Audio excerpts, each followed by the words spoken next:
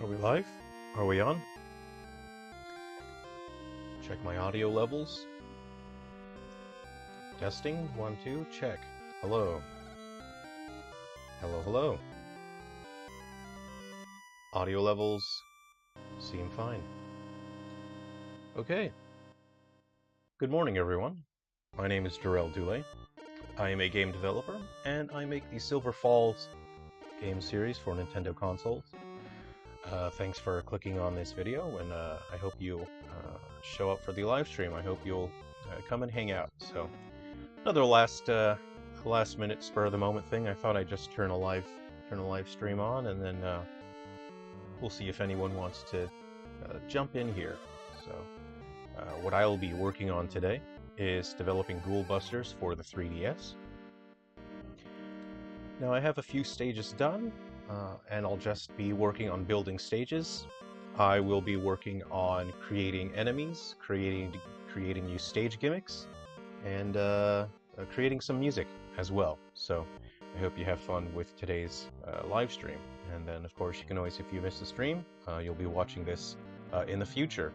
So if you are in the future, then hello from the past. Just going to turn these tracks up. I've been working on the soundtrack for Ghoul Busters as well. I quite like this track.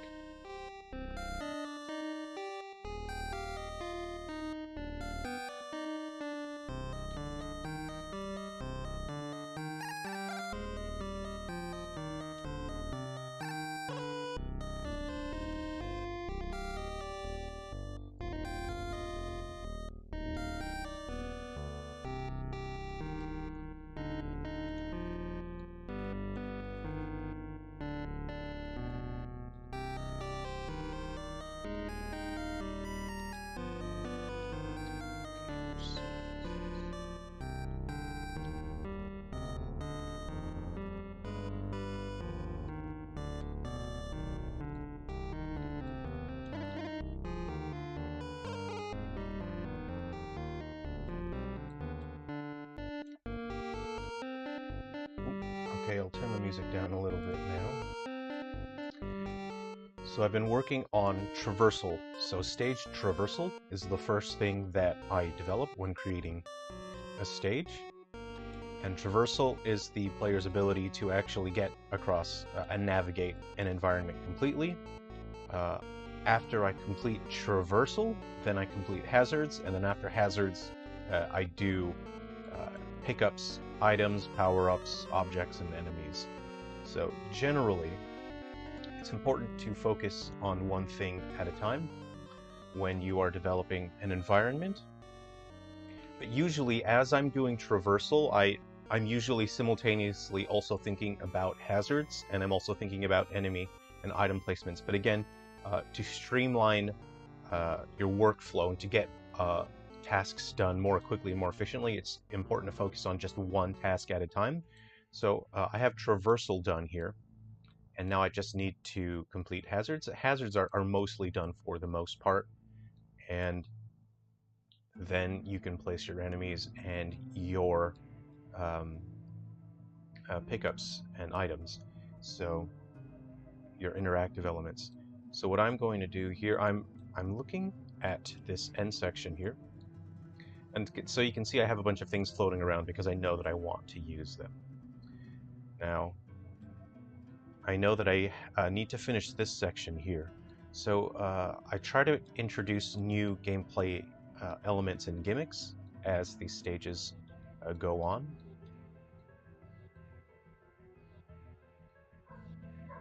So what I will put here,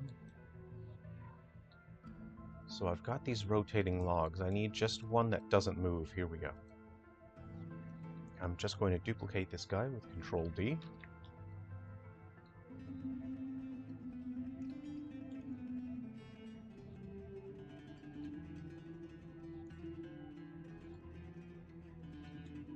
Let's see what's going on here.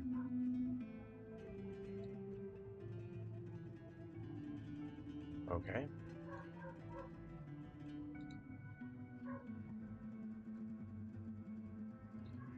So I know that I want the player to be able to get up this section, and then have some last-minute hazards here as they approach the end.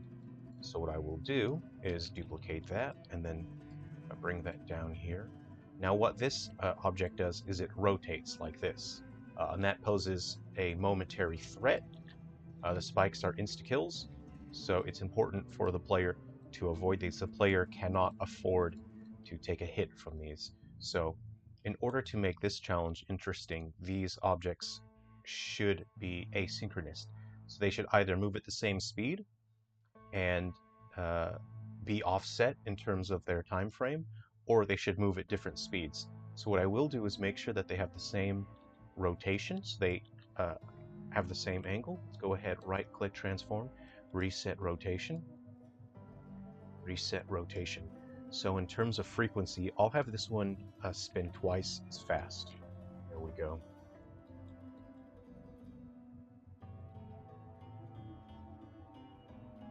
And then what then I will do is I will duplicate this guy again. Actually, let's hold on. Duplicate this guy. That way we're already lined up beneath. There we go. So the player has multiple things that they need to avoid. Now we had 40 here, 80 here. So let's increase that again. 80 plus 40 is 120. Looking at my distances, it's fine to eyeball it, you know, it's not a huge deal as long as it's very close in this particular type of game setup. Okay, and this stage introduces these dangerous spiked logs, which, as you saw, rotates. They become a threat, so you can only be on the logs for a short amount of time. I'm going to cut the player some slack. I'm going to give the player a little bit of a break here. I'll give the player just one safe log throughout the whole stage here. And then this trampoline will just... I've been having a problem with my trampolines. I don't know what happened. The player is sometimes standing on the trampoline, and then the player does not bounce on them. So what I think is happening is the player's detecting them, and then the player is seeing it as a ground surface, and then the player stops. Let me just switch the layer here. I'm just going to check the logic on my player character. I'm going to check out my inspector. So if you missed the first video, I started building this game with Corgi. It's a 2D platform action framework. If you are just starting out with games and you have no experience with programming or game design, then I recommend Corgi Engine. If you know that you don't really want to do any programming, absolutely Corgi Engine. You can find that on the Unity Asset Store. I strongly recommend it. It's an excellent engine. If you are just starting out and you want to build a game quickly, Corgi Engine will do a lot for you. I started building this game a few years ago with Corgi Engine, and I did that because I had no experience building a full action adventure or a side-scroller framework. But if I were to start building this game today, I would build this an engine from scratch, or a framework, which I do with all my games. I build frameworks from scratch. At the moment, Corgi Engine is actually posing huge technical issues now because it's well designed if it were made in another engine, but Corgi Engine for Unity doesn't take into account any of Unity's quirks or special requirements. So there's huge problems when you run Corgi Engine on weaker hardware like the 3DS. So I've had to tear apart Corgi Engine and rebuild massive portions of it, almost the entire thing, just to make it optimized and take into account Unity's quirks. And I actually would have saved a lot of time, and I would have had a much stronger framework if I had just made it from scratch. It would have been a lot faster. So that's just a fun behind-the-scenes funny story. So any future side scrollers I'll be doing, I'll just create a new framework from scratch. It would be much faster and easier for me.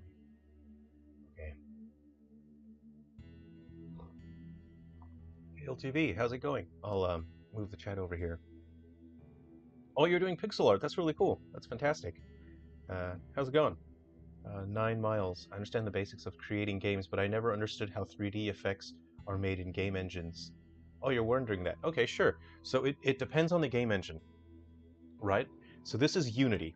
Unity is always 3D. If it says that it's 2D, what it's doing is using an orthographic camera. So I'll show you that here. Right now, this is the scene editor. So if I hit 2D, disable that, you can see the entire thing is 3D. Unity is always 3D, but you have your camera object. I'll just highlight that now. Let me look for my camera. I type in camera, that's the bottom, and that's the top. So I'll bring this over here as well. This is what the camera sees. This is my main camera, the top camera. And so if I go to my camera here, you see I have perspective. So perspective is a 3D camera. It's going to take into account depth, and then it's going to view your objects in a way that lets them have depth. Go back to my main camera. So if I go to orthographic, orthographic means it's flat. So you see what's happened here. That on 2, so it's more clear now. It's flattened things out. So this actually looks more like a classic 2D game. See, there's no sense of depth. It's squashed everything. If I go back to, I'll move that over. You can have a look. Perspective again. You can see now the background is farther and the foreground is closer, and then you also have depth on these trees here. So again, we're going orthographic. You see it's flattened everything. There's no sense of depth. And then perspective. So how Unity implements a game made in Unity, if you want to implement 3D effects, you just make a 3D object. All of these are sprites. You can see they're flat, and I could have made, say for this is a hazard, so the player can get hurt by this as it rotates. I could have just used a model of a log, but I want to make this game feel like it was made in a 2D engine, and then it can barely manage 3D stuff. So I actually just overlaid multiple sprites, so it looks like it has a weird artifacting, and I think things like that give it a fun visual charm. My dog is barking, so maybe there's a mailman outside, or maybe there's a ghost, I don't know. So in terms of other 3D effects, you see I have these trees here, and these are 3D, and that's because on the bottom screen I use them. I'll bring them over. On the bottom screen, you can see that I have the trees at a different perspective, so it helps you understand that the bottom screen has a camera perspective that's looking down, and the top screen has a camera perspective looking straight on. I'll show you a cool trick as well. So this is another good way to understand orthographic cameras. If I go to Unity and I use the view here, you can see I can make it orthographic. But I can also tilt it like this, and that looks pretty wild. That's how you get those cool, that cool look if you want like an isometric strategy game. It kind of looks like, you know, a computer strategy game like a StarCraft or a Warcraft. So I think that's really cool. In the future, I would like to make a game that uses that kind of perspective. That's the orthographic isometric. I think that's a very cool look. So I'll go back to my normal view. So what I do with Ghoul Busters is I use the perspective camera because there are particle effects that pop out and then also pop in. And there are enemies that move in and out of the screen. So it's important to have that depth because it helps you avoid hazards and deal with those enemies. Other engines render 2D first, and then they sort of include a couple of fun tricks to have 3D, but Unity is always 3D first, and then it has that orthographic option, so that's a good way to do it. So I'm just working on my next stage gimmick right now. So I actually don't want to mess up the scene. See, what I'm doing right now, so I finished my traversal, and what I'm doing now, if the music's too loud, let me know. What I'm doing is actually just moving this stuff. See, these are bottle caps that you can pick up. I'm just moving that stuff around. Let me finish this area here, and then I'll move on to my next stage where I'll create a new stage gimmick. I try to include new gimmicks or combine previously used gimmicks together to add some fun to new stages, so that the player always feels like there's an interesting new challenge. So what I will do here now is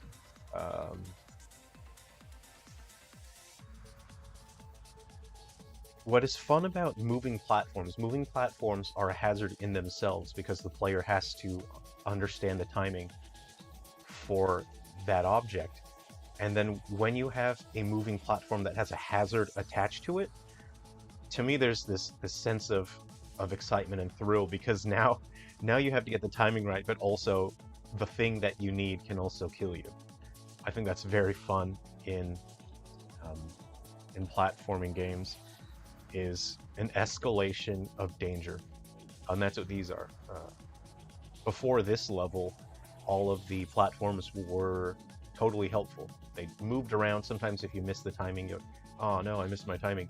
Now if you get your timing very wrong, you're going to get poked. And as I escalate the dangers, I like to introduce situations where all of a sudden you'd think, man, this just couldn't get worse, and then it does get worse, and then all of a sudden spikes come out and squish you, and that's the sort of thing that a good Mario and Sonic game, that are those classic games, that's something that they'll do. Is I'm feeling pretty good with this, and then all of a sudden, whoops, surprise, spikes. So I think it's a good way to keep the player on their toes and to keep the player feeling like there's challenge there. Yeah, no worries. You're welcome for the explanation. Feel free to ask any questions. Okay, so I have a trampoline here, but in order to get the trampoline, I want there to be. I'm pretty sure the player needs the trampoline in order to make that height. So what I'm going to do is this.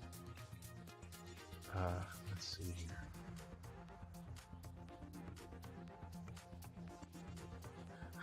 here. This is so mean. I just realized how mean this is. Okay, here we go. The player needs the trampoline. I'm making myself laugh here. This is so mean. Alright. Okay, we're going to make this really strong. So what happens is the player's going to hit the trampoline, and if their timing is wrong, they're just going to end up getting impaled on spikes. So the player has to watch that, make sure the spikes... I'll show you again if you missed it. What happens is... sometimes I make myself laugh doing this. This does that. So if the player gets the timing wrong, they're just going to get insta-killed. Fun. So much fun. Oh, I'll cut the player some slack here. I'll give them an easy log. There we go. Catch your breath.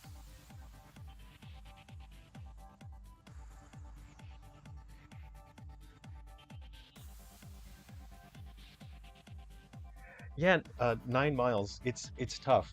If you don't have any programming knowledge, luckily these days there are a lot of tools that you can use. I'm sure there's a bunch of other options out there. I like looking into the other options, but like I mentioned, I'm using Corgi Engine for Unity. If you want to use Unity, I can recommend Corgi Engine if you don't have any programming experience. As long as you're not targeting lower-end devices like old Androids and like the iPhone 4, you'll be fine. It's a great engine. It's very easy to use. You don't need any programming experience. Undertakers is surprisingly gruesome. Life is surprisingly gruesome. Yeah, that's where I'm coming from. How's it going, RoboCoop? Good to see you. We're just working on our traversal, our stage gimmicks. Let's see here. And then again, I'll flush this out. After I do some testing, I'll refine. Actually, I don't like the way I did that. Hold on. I don't like my object to be so far away. See, if I was like a really bad person, I would put these... I'll put these here if I was a bad person.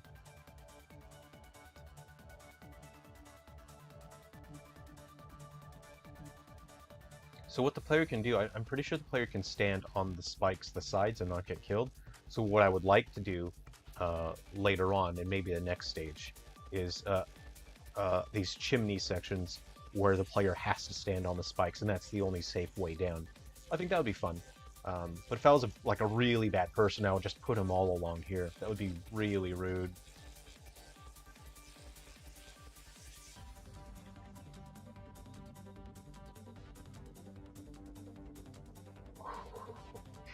There we go.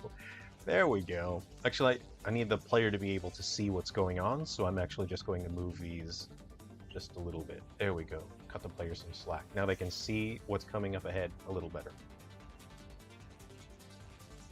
Now, Robocoop, thank you for playing Undertakers. Do I know when this is going to come out? This one, it's going to be done very soon, and then of course I'll send the launch version, the launch day version, out to Nintendo as soon as I can. So I told Nintendo that I should have this done this week, but I'm still waiting for some paperwork back from them. So I have to wait until their side of the process, and then I do my side of the process. So it's publishing games on Nintendo consoles is a two-player game. Yeah, it's co-op. We work together with Nintendo. But ideally, I would like to get this out to people as soon as possible because I just think it's going to be very fun. So in this stage, I introduced snakes, and they're not spooky like the other enemies, but they're very fast, and then they're just rush down characters. So that's fun. I do need to adjust one thing, I think, so that I know this slope, their AI is set to where it won't like that slope. It won't go down the slope. I just need to adjust them very quickly.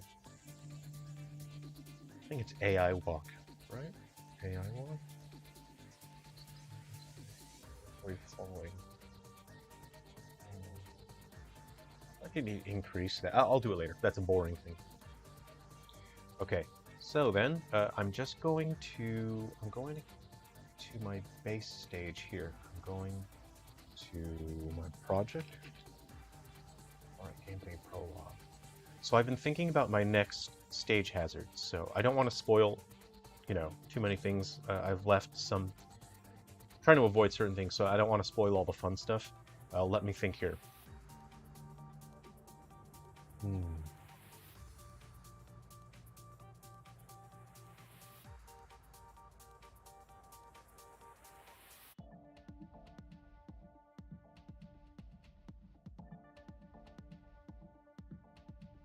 Okay, I think I know what I want to do. Yeah.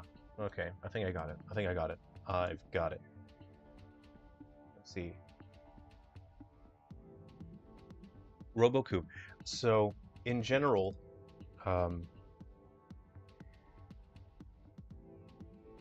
so is there a top and bottom route? Or route, depending on how you want to say the word, free country. In this situation, there is, and that's because there are two playable characters. So one player will be able to take the top route, and then the other character will be able to take the bottom route. So if you play through the game with different playable character, you can have different challenges. I try to include alternate routes so that when you play the game multiple times, you can try different routes, and then you can see which route maybe fits your playstyle a little easier. In general, it's not as robust as Sonic stages because Sonic stages are massive, and part of that has to do with because as Sonic you traverse the stage very quickly, so the moment-to-moment challenges in Sonic are not as important as, say, for example, a Mario game. In Mario game, the moment-to-moment challenges are much more important because you move slower, which means the things that you're paying attention to are more important. And so you can think of Ghoul Busters as more of a moment-to-moment type of platformer. You can't just breeze through it. You happen to get through one section, you get the timing right, and you think, oh, great, I'm safe. And you get up here, you get the checkpoint, and then all of a sudden you have, a whole new challenge that you have to figure out. Where Sonic, you can mostly breeze through it until the game forces you to stop and do some jumping. And it's much more time consuming to create a stage like this, where it's moment to moment. And if I were to do too many alternate routes that are so robust, it would take too long, and Nintendo's waiting on me for my other titles. So maybe in the future I can add more stages, and then maybe have bigger variations in the top and bottom route. But there are some, just not as not as much as Sonic.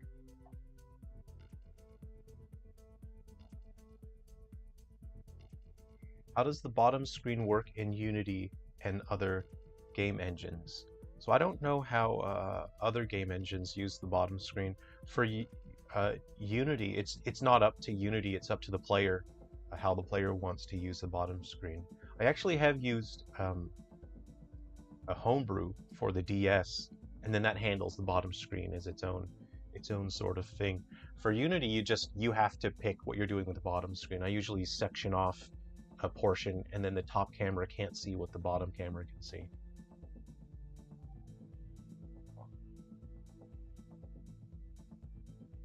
Let's see, my Nintendo 3DS was bought used, and the previous owner changed the console region, so I don't have access to the Nintendo store. Oh, huh. That's weird. Maybe you have to reset the console, but then you would lose everything. I'm not sure. I don't know. I don't know how to change the region.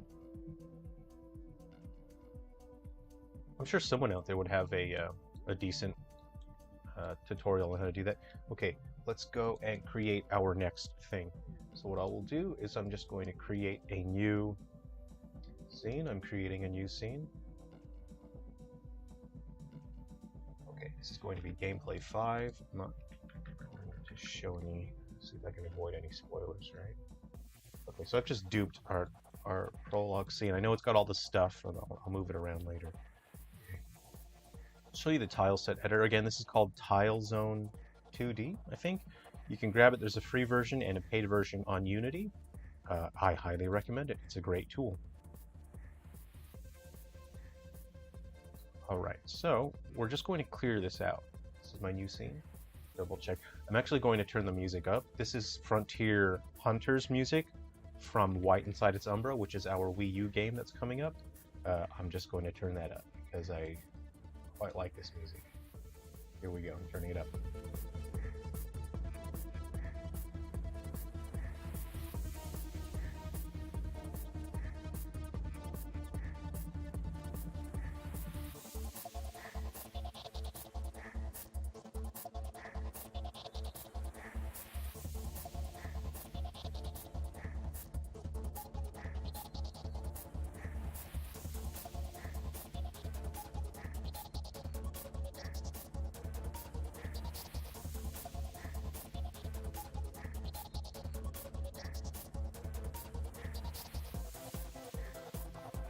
Alright, so we have a clean setup.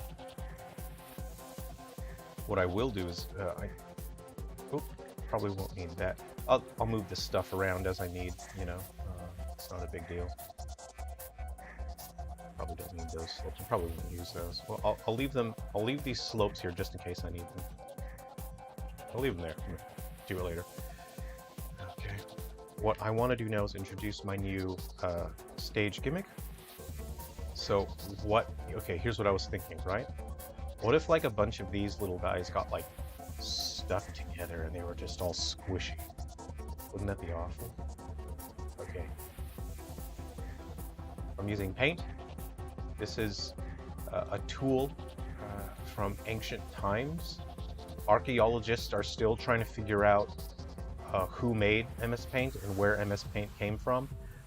Archaeologists are still not sure as to the origins of this program, but it's important to donate money to the scientific field so we can figure out where MS Paint came from.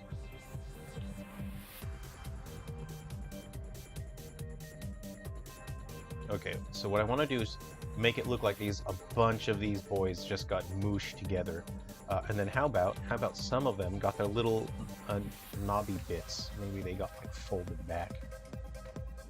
Okay. Just go like that. There we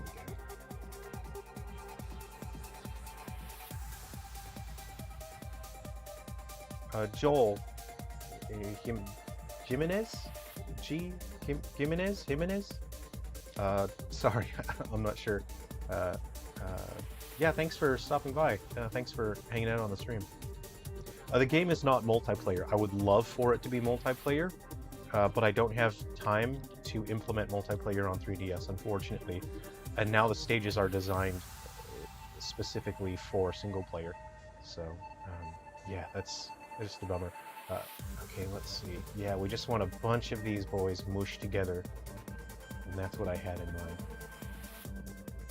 Where's my other guy? Oh, you know what? Let's get one. Hold on. Okay.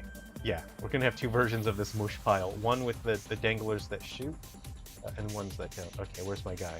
There we go. Here's my base guy here. I'm just mushing him up. Okay, here we go. So we have our one with the dangler, and one without. Let's go ahead and copy this guy. How about we go like, yeah, something, yeah, mushed together. There we go. Just a pile of mushy bits. Okay, let's get, now let's get this guy. How about flip it vertical? Did I? No, hold on. There we go. Okay, I'm sort of looking, I need it to be as round as possible. That's where I'm coming from here. Okay, rotate 90 degrees, rotate right 90.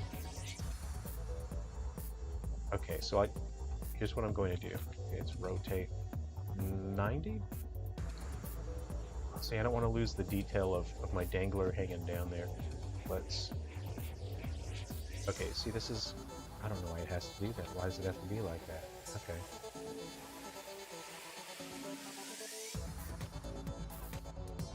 And this is a situation where using a different program would be advantageous. Something like Paint.net or Photoshop. But at the moment, I'm happy. I'm happy with the way it is. Oh, let's have a dangler. Let's have a dangler. No. I want them tightly packed. I want it tightly packed. Okay. So you can't drag it and then have it be transparent, can you? Okay. There we go. Just a big ball of danglers. Okay. Like this. Okay. Vertical.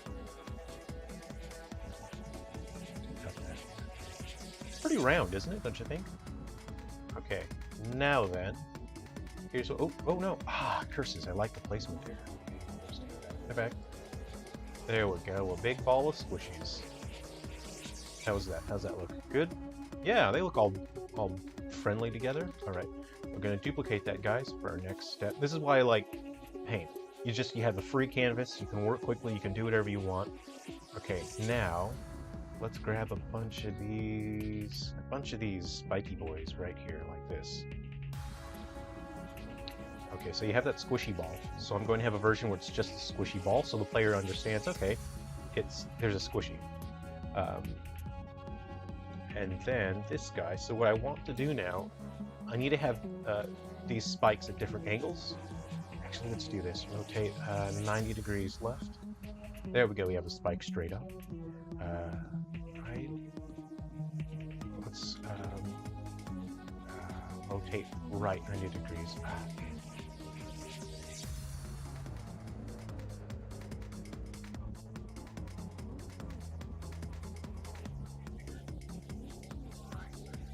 Older versions of Paint were actually better. This one has some quirks that are very annoying. Alright, so what I want to do now is erase some parts so that I can blend this guy with... I'm going to copy and paste these spikes onto this mass here. I just want to change the shape of my... I don't want it to be a square. Well, I don't want it to be a brush, no. I'll just leave it as a square then. I'll just make it... Get the spikes in there. Okay, nice and spiky. There we go. Okay, we gotta have our top spike. There we go. Like that. Dang. I don't want to lose my pixel there. See, I need to define the spike shape. We gotta leave those pixels in there. There we go.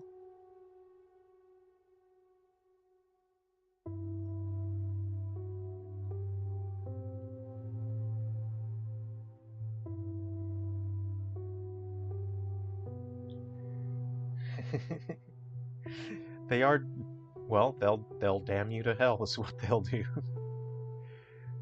Okay. All right. Okay. I'm thinking that's enough. All right, we have our backup in case I end up with a product I don't like. Let's go ahead. See, here's okay. What I would like is a pixel perfect rotation, which you can't get here. Um, let's open Photoshop. Let's see what we get. It's always better to draw this stuff manually, but I'm trying to make this stuff pretty fast here. I'm going to nearest neighbor. I'm going to 45 degrees it. Uh, see how it's just a mess. It's not good. What I will do is just draw over it now. Now that I have the general shape. Okay. See, it's just a mess. So I'll have to just draw some lines, why don't ya? Okay, here we go. It helped him with my general shape. That's good enough. Yep. I'll go with my pencil tool here. And I'll show you what the point of all this stuff is very shortly. Okay, I'll put another spike there. And then I'm going to clean this area up here. Let's just clean this up. So, in general, when it comes to pixel art, less is more. In terms of it's more important to have a clear, defined shape, more so than it is to have detail. Uh, Detail is not as important when it comes to pixel art.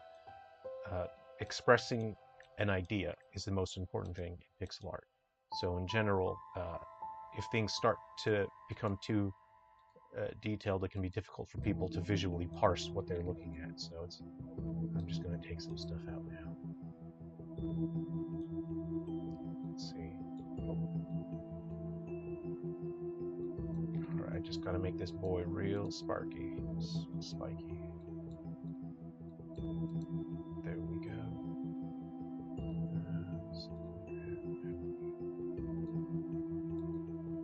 You know what? That's okay. That's clean enough. That's okay. I'm looking at what I don't like. I don't like that. Probably, yeah, probably see again. Less is more. I'm going to take out that small bit. There we go. All right, so now we can fill this guy with all sorts of angles. Yeah, everyone has. Well, what's so great about pixel art is it's such a personal form of art. It's like drawing with a pencil or a pen or paintbrushes. You know, it really does come down to the artist, and I think that's why we value pixel art so much, because we understand, even if we don't consciously understand, we subconsciously know it takes effort and intent to create pixel art. The problem uh, we have with 3D graphics and 3D art is we understand, even if we don't, purposefully, consciously understand, we are aware that 3D graphics and 3D art doesn't necessarily take intent. It can be created and is often created without intent, and that's how you get the quite dull, bland 3D graphics. And we understand that pixel art requires intent and it requires a lot of time to create. And I think that for me personally, that's why I value pixel art and why I appreciate when artists create it. Okay, so I want to leave that dangler bit. I pointed to my screen. I want to leave this dangler bit. I want to leave that exposed so you can see it. And it looks funny. I want to put these spikes here. Let's go ahead and rotate this to the right. Rotate it right one more time. There we go. Nice and pokey. That's a nice pokey boy.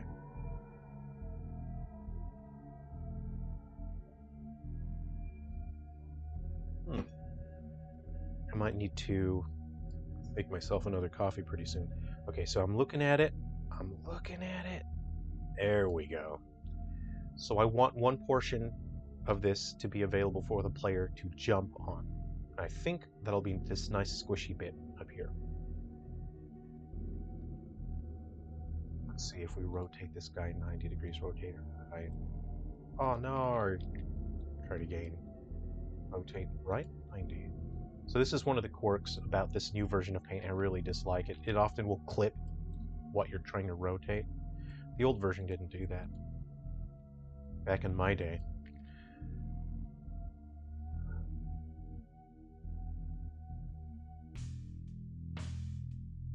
So what I will do, here we go. I need a spike coming out the side, and now I have too much detail to visually parse. It becomes worse. So what I will do is clean this up. All I need to do is express the idea that it is not safe to land there. And now it's doing the thing where it won't be fully transparent. Okay, there we go. Alright, so what I want to do now is take this out. I can see that it's messing up my visual communication. Copy that, I'll just put one spike right there. Okay, and then now all we need is some spikes right there. But I need the player to be able to jump on this area here. So I want to make sure I pick spikes that are not... let's see here. How to use that guy? Okay, I'll take this guy. Rotate... 100 degrees. Rotate 180. Okay. Here's what I will do now. I will take out these. Okay, cool. I do like that guy there, and I actually, you know what? Let's grab this guy. Quite like this one, this spike here. We'll rotate it. Right? Ah, curse you. Ah, curse you, paint. Curse you. Right, and then we are almost done. I'm just gonna slap this on, slap this bad boy right here.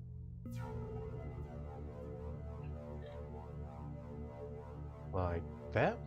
Okay, and then we'll go...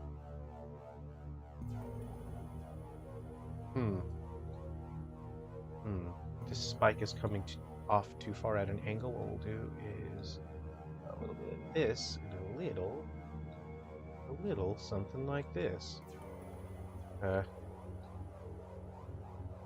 Yeah, let's clean this up. I'm trying to work very quickly here so I can move on to the next stage, and I'll show you how I'll implement this enemy.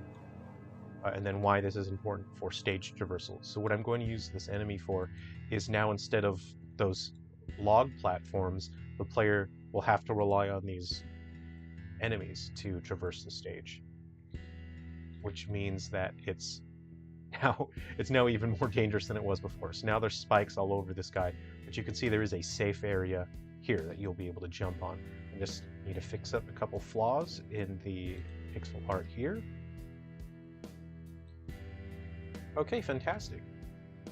What a wonderful squishy pile of boys.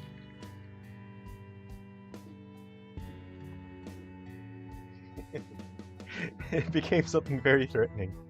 Stephen Deck, how's it going? Thanks for jumping in, good to see you. Alright.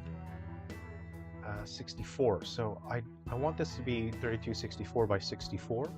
We're into Photoshop now. We've left the safety of MS Paint. Well, let's make this 64 by 64. We'll have a multiple of 2. Thank you very much. This is going to be a pile of good boys. Here we go. I'll use my magic wand again. I want to make sure my anti-aliasing or anti-aliasing, however you want to say it, it's a free country. I'm going to select similar. There we go. We are now transparent. I'm looking at how it's going to rotate, and I'm just... because the center point is going to be right there, isn't it? Okay. There we go. Let us now save this as a PNG file, and I'm just going to go to Unity. I'm going to find my sprites. Where's my sprites? Enemy 1. I'm going to show in Explorer. Okay. Go back to Photoshop. I'll lower it a little bit. These Game Boy tracks are loud, but this is the soundtrack for Ghoul Busters. I'll lower it.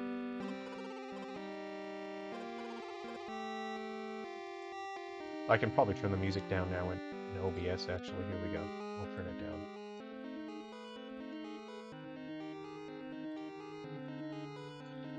Okay, this is...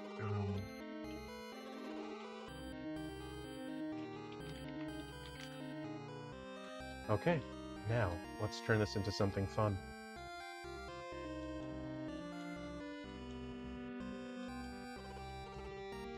Now,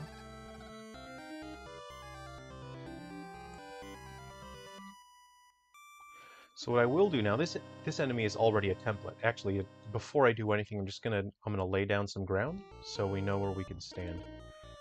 So let's go ahead and do this. We'll draw some ground first. There we go, just lay down some ground. Put some ground down, as they say in the business. Put some ground down. Now then, close out of that tool. Actually, just so you can see what's going on here, I'll leave that. I'll leave it, it's fine. Okay, what I will do now, so we'll start creating a new enemy.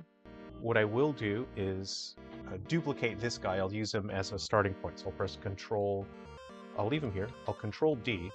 I'm going to rename him. There's a portion of Unity that I can't show you. So I'm just gonna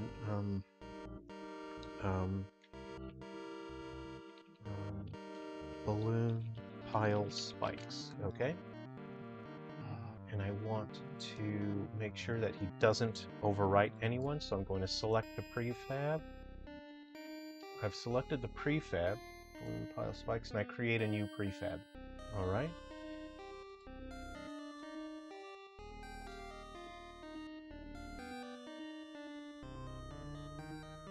I'll go to my project and I'll show you what I'm doing here so it makes sense. How about that?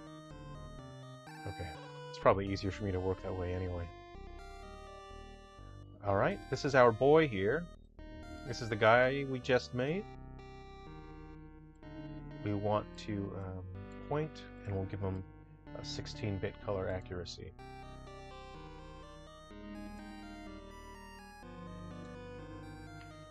I'll start typing it. There's our good boy. There's a good boy. A nice pile of boys. Oh boy, okay. Now then, we want to rotate this guy, okay? So we have a script there for that, and I'll show you. Okay, at this point I will have to show you the hierarchy so it makes sense. We'll get the project out of there. What we want this, there's multiple components to this object, so in order to make it work correctly, we need to make sure that we only translate certain parts. So we have the moving platform, and that script is what allows it to move around. We can define where it moves, but we need to make sure that that only occurs separately from rotating this guy, because he does need to spin. What I'll just do is create an empty object inside of him, and I'm going to bring him out. And what I will do, so that way they have the same transform data, and actually what I will do is put him inside of there. I'll give them the same name now, like this. And I'll explain to you why I'm doing that. And that's because if I rotate the moving platform data, strange things can happen. I can have things conflict. So what I will do is take the moving platform script, and I'm going to paste it in here. I'm going to remove it from here. And I'm going to put rotate in this one. Auto rotate. So now, what I will do is I'll run the scene. Let me go ahead and just drop some logic into here. So I need to put the game logic in here so it doesn't crash and do crazy stuff. It wouldn't crash, but it would give a bunch of error messages that are very annoying. Let's go ahead and run it, and we'll see what happens here. And we'll move him. I've optimized this so objects won't perform their logic if they're too far from the camera. So I'll just move it. Oops. I'll move him closer to the camera, and then we'll see what happens here. Let's run it. We're running it. Ready, everyone? Oh, right. So it's gone wrong. Oh, I better get back to the chat here. Let's see here. When you make a game, do you come up with a story idea first and then decide on the gameplay, or do you decide on a gameplay style first and then write a story for the game? So it really depends on the kind of game that you want to make, because in some games the story is not important. The gameplay is always going to be more important than anything else. For the Silver Falls game, the story is always first. And it's the story that determines the gameplay style. And the reason that is because with Silver Falls, I like to create games to style match the era that the story takes place. So for Silver Falls specifically, it's always story first. If I have a game that's set in the 70s, then I'll try to make it seem like the game was made in the 70s. I want to match the philosophy and the idea of the era that the game is from. We want to disable the animator as well, because the animator, as you saw, it was changing the sprites. So we'll go to this, oop, a little close to the bottom there. Okay, I'll get back to the chat now. How do I do the music? And how do I even compile for 3DS in 2022? So I'm using the same tools that any developer using Unity for 3DS. The tools are pretty old. Maybe the tools are like 5, 6.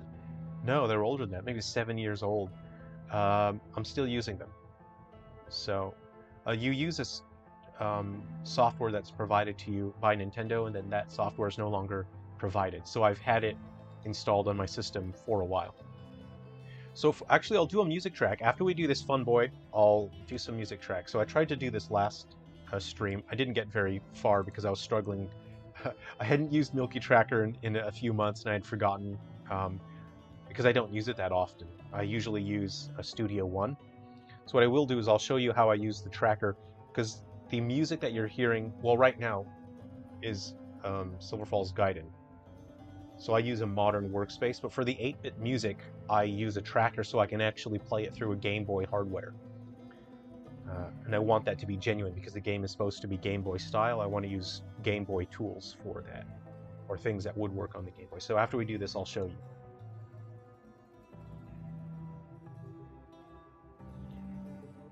Hey, Luna Knights, how's it going? Thanks for hanging out. Oh, you're learning Japanese? That's cool.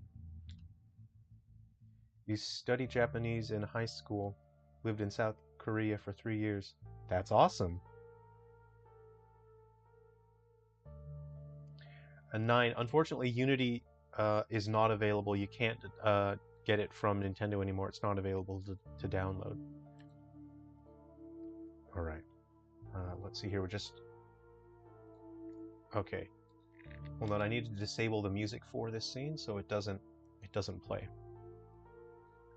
Let me go to the level manager. I'll just disable that. We're going to run it, and then let's see what happens with our fun boy here.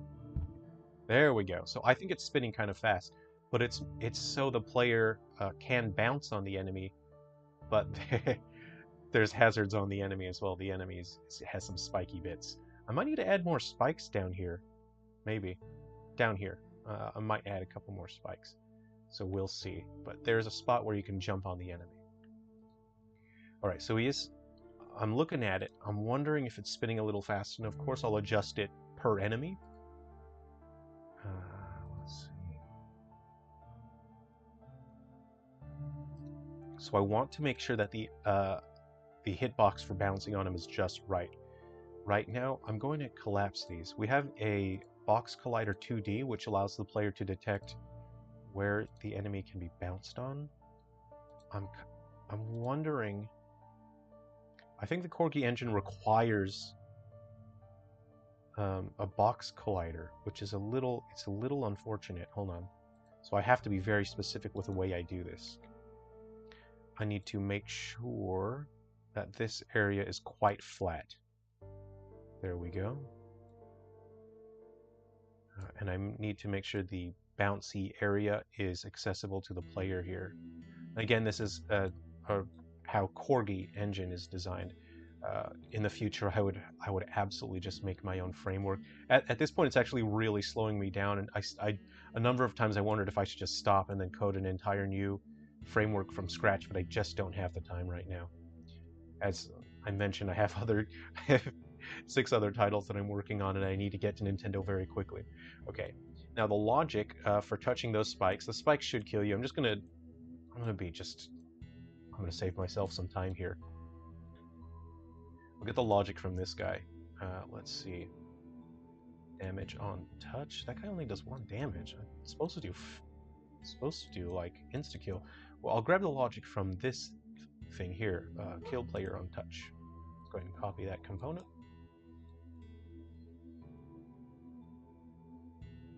Actually, hold on. We actually need to copy this whole thing here. Okay. So we'll go inside of this guy. Now we're just going to fill it with logic. Fill it up with nice, shiny, pokey logic. Oh, hold on. Reset position. So what I want to do is remove the graphics. We don't need the graphics. Remove the graphics, and then I think it's better if this is a circle. So we will go 2D. Actually, I'll just type in collider, and I'll type in sphere. Circle collider 2D. We'll get rid of the box collider there, and then we'll turn this into 2, 1. Okay, there we go.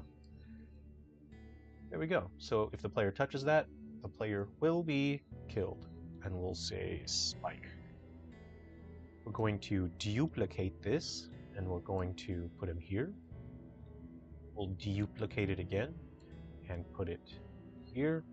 We shall duplicate it again with Control D, and then duplicate it once more. Let's look at our boy. Yeah, that's starting to look like a Smash Bros. Hitbox. What do you think?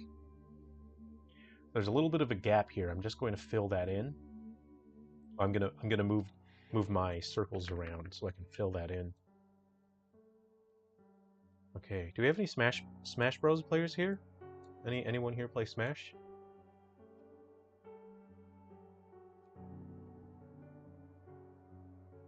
Had a huge spike to that. Let's see, the spin doesn't seem too fast, but I think the up and down movement is a bit fast. Yeah, you're right. Yeah. I really want to get this game out as soon as possible. So this is looking, yeah, this is like a good Smash Bros. Hitbox here. Again, a little bit of a gap there. I'm just gonna try and make sure I fill that in. And the player should be able to jump on that, okay? Now for our up and down movement, let's see. We want to remove the horizontal movement. Yeah. And this now, the speed is currently 2, so if we hit 1, it'll now move half speed that it was before. Let's go ahead and hit run, and we'll see what happens here. There we go. So he does have some raycasting going on. Okay, so the player will only be able to jump on him there. And of course, I'll playtest. I playtest each level a fair bit, so I will make sure that everything is doable, that it makes sense. What I want to do now is test it. I'm going to run it. I'm going to select my player. I'm going to turn on, this is player Atticus. What I will do is disable my 3DS controls, enable my PC controls. Okay. Hey, where are you going? What? Where's he going? What's he doing up there? I think I moved something I wasn't supposed to. Let's just run it again. Okay, what? That was weird. Wonder where he's gone to. I wasn't doing that before. I broke something. I've broken something that can never be fixed.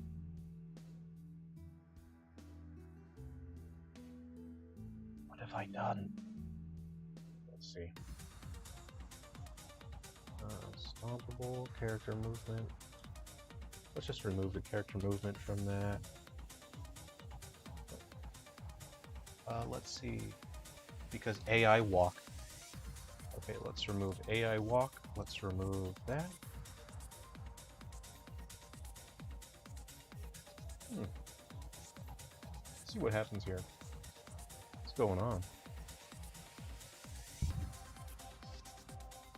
Should go there and then go back. He's off center a bit, isn't he? He keeps going more and more off. That's weird, isn't it?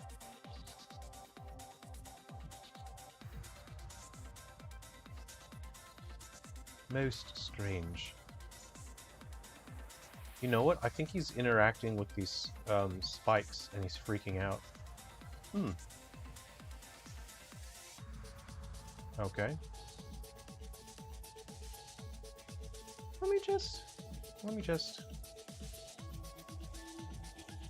Let's just turn these off real quick. Let's just turn those off.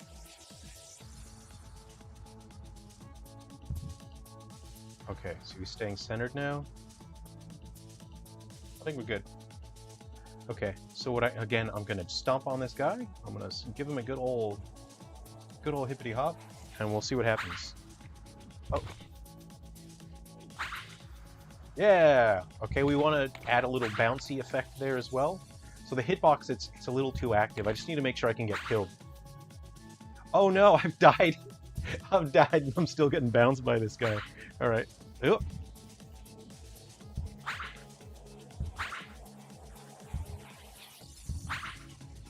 Now what I might want to do is make it so that you get stuck to him. When you die, you get stuck to the spikes. I might want to do that because it would be kind of viscerally upsetting. Okay. So my bouncy hitbox is now too big. My stompable box is too big.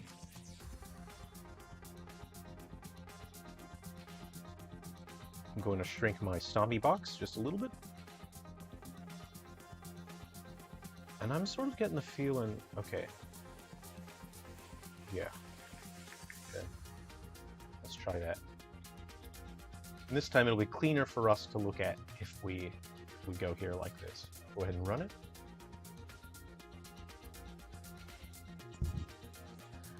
Let's see. So you are only able to create this game for 3DS because you downloaded Unity for 3DS.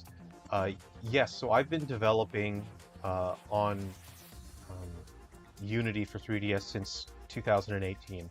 So I've been a developer for Nintendo's 3DS for a while. So, and I was able to organize these games with them ahead of time, but you can't make new games anymore. You can't register them or anything like that. Okay, here we go. What? Okay. Oh, I got killed. Okay. Ow. Cool. So it does work. It does work the way it's supposed to. And then the spikes kill you. And again, I think I might want to make it to where he gets stuck to the spikes. That would be awful. Let's see. Oh, you play Smash Bros. Sometimes. You play Smash very casually. All items on. Lots of them. Hi, Vivian. What's up? Vivian.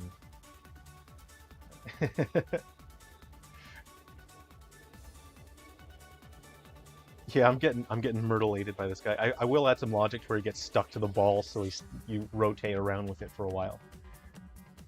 Okay. This is going to be okay. So what I will do, I'll just have a massive gap here now. So when I introduce a new gimmick, this is the gimmick for the stage. I'm trying to introduce, but eventually I will run out of just the time to create unique gimmicks. So I'll just start modifying gimmicks and then combining gimmicks. It'd be impossible to try to make that many unique gimmicks for every single stage. So I'll combine them. So I'll let the player see. The first thing I'll do is I'll let the player see what this is. Oops. Oh, I'll create my new prefab now. Okay. And why prefabs are important is if I change one object in a way that's important, it can apply to all the objects. So that way your game can be made sustainably. You can adjust, your enemy's health, and every enemy can have that adjustment made if you need it. If you change that logic, if you change the graphics, it'll apply if you want it to. You can still have your unique versions of that character. What I will do is I'll put that there. First thing, the player goes, what the hell is that? Actually, okay, you know what a good introduction would be? Is forcing the player to jump.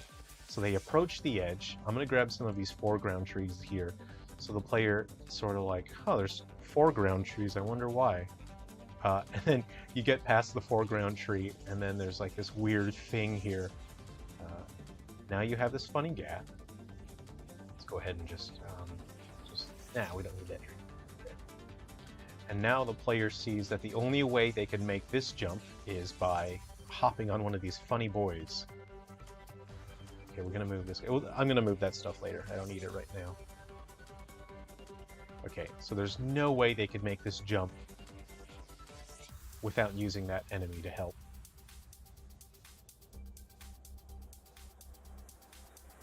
Okay. All right. We're going to... Oh, you know, it'd be so rude. There's certain... Okay, the Ghoul Busters is meant to be very challenging. You're meant to figure out how to do things and take your time. What I like to do is after a difficult platforming section, I like to put these snipers here, and they just ruin your day. You were having a good day, you figured out how to do the difficult thing, and then a sniper knocks you off the platform. Sorry guys, I have to.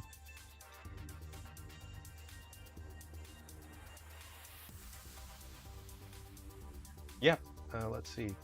Oh, you played Zombie U a couple days ago, that's awesome.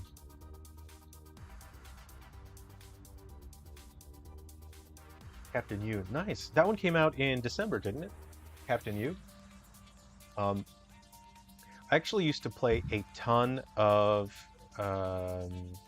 Skylanders Swap Force and Skylanders Trap Team. I've played a lot of that on the Wii U. I really like the touchscreen for Trap Team. So, okay. So you see this weird guy up here, and immediately you're like, oh, that's not good. I'll have them spin at different speeds. I made it! Ah, I didn't make it. Alright. The sniper got me! Sniper. Okay, here we go. I'm watching it. I'm gonna make... Oh! Yeah! Oh, yeah. Okay, cool. So it's not too difficult. You get the idea. You can do it. Let's see. I need to see how easy it is to get the timing wrong, though. Yep. Oh, I'm bouncing, but the spikes kill me. So I need to make it to where if the spikes kill you, you don't bounce. That's dark, because I'm dead, and it's still bouncing me around. That's brutal. Okay, here we go. Oh, you can get 2 bounces out of that. Okay, cool. It's bouncing my dead body. That's brutal. Okay.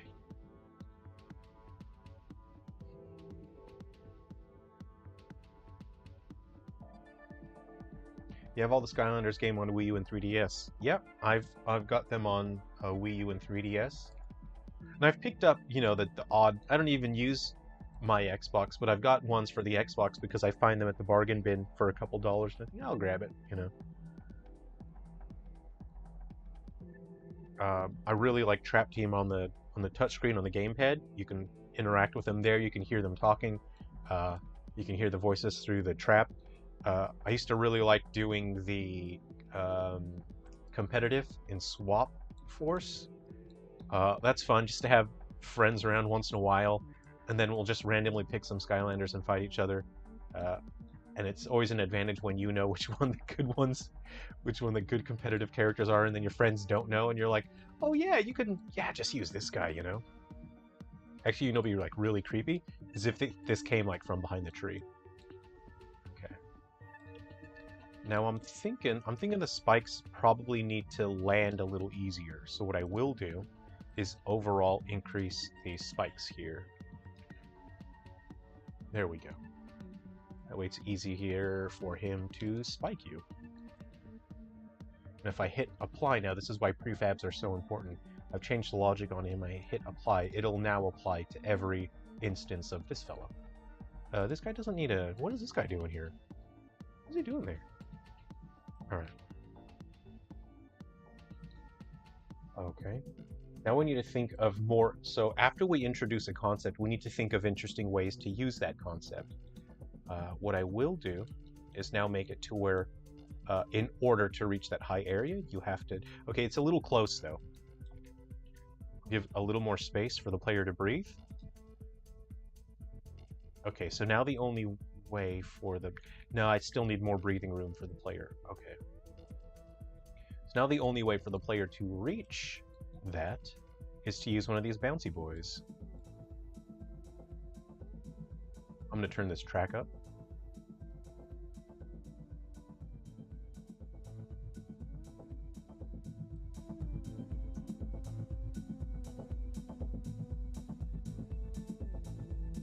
You lost your portal? Get another portal. Do what you can. I have a bunch of portals because I just picked up, you know, loose games here and there, and they always come with portals. There's a sweet spot a few years ago where you could just grab a Skylanders game and a portal from EB Game for $5. You know, they were trying to get rid of them. You only have 205. Well, one of my favorite things to do is, well, you can't do it anymore. You used to be able to just go to Kmart's and Target's and then just find brand new Skylanders for a couple bucks, and you know, they'd had a bunch of surplus stock. They're just sitting there for years. These days you can go... In Australia we have Gumtree, which is like a Craigslist but less murdery. And often it's like a mom, and she's selling her kids Skylanders because the kids want a PlayStation 10, and the mom says, well, you can't just have everything, you have to sell your Skylanders. So the kids end up selling a bunch of Skylanders. There's some rare stuff in there, and you get it all for maybe $40-50. Okay, so now we need to quickly escalate, or things will get boring if we don't escalate. Go ahead and grab one of these funny boys again. I need to duplicate him. And here we go. We're going like this. So you'll have to jump on the first one. Actually, no. You should be able to just... Oh, you'll need a multi-bounce to get up here. How about that? So you have to... What I'll do is I'll have a trampoline here. You'll have to hit the trampoline and jump on the funny boy, on the big bouncy boy. You'll probably have to get multiple bounces out of him. So what I will do is I'll slow this guy's rotation. So it's 100 right now. What I will do is put it on, let's do 70, and we'll see what happens. I'll put a trampo down there, and I've got a tree here.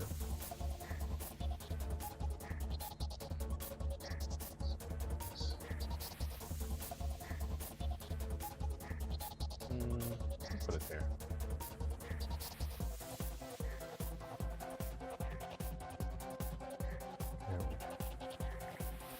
Okay, I think I've got a trampo in my scene already. Tramp? No? Nope. I don't know what I'm typing here. Tramp.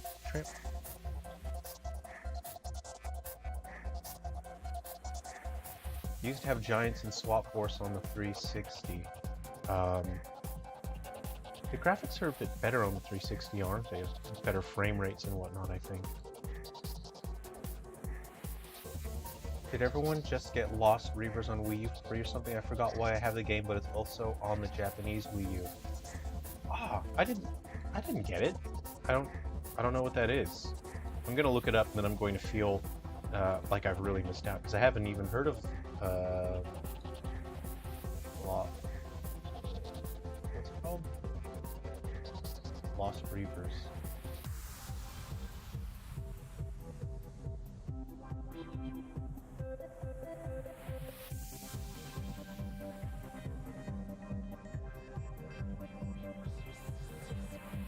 Yeah, you need the Xbox. I have a bag full of portals when I was buying off Gumtree, and then moms were selling their kids' Skylander collection.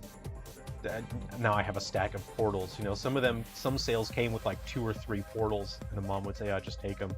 And okay. Surprised Nintendo actually let their characters become Skylanders. Bowser and Donkey Kong. Absolutely, that's wild. You got the flippy thing at the bottom? Very cool. Very cool. I chose green for Ghoul Busters to match the Game Boy. So I'm doing the game in the Game Boy style. The game takes place in the story takes place in the early 90s. So that's why I picked this green color scheme. Okay, let's see. I think 6, I don't want the player to be able to get too high. Okay, so let's try it now. I'm going to save the scene, and I'm going to run it. Running it. Okay, I need to disable that. Okay, guys, we're doing it. We're going in. Bounce. There we go. Jump over that guy. Trampo. We got a trampo here. Okay, we're waiting for this guy. Okay, you can see the spikes there. Okay, okay, okay, okay, okay. No! Okay. He's bouncing my dead body. That's awful. I'm going for it. Ugh. I got spiked. I got spiked.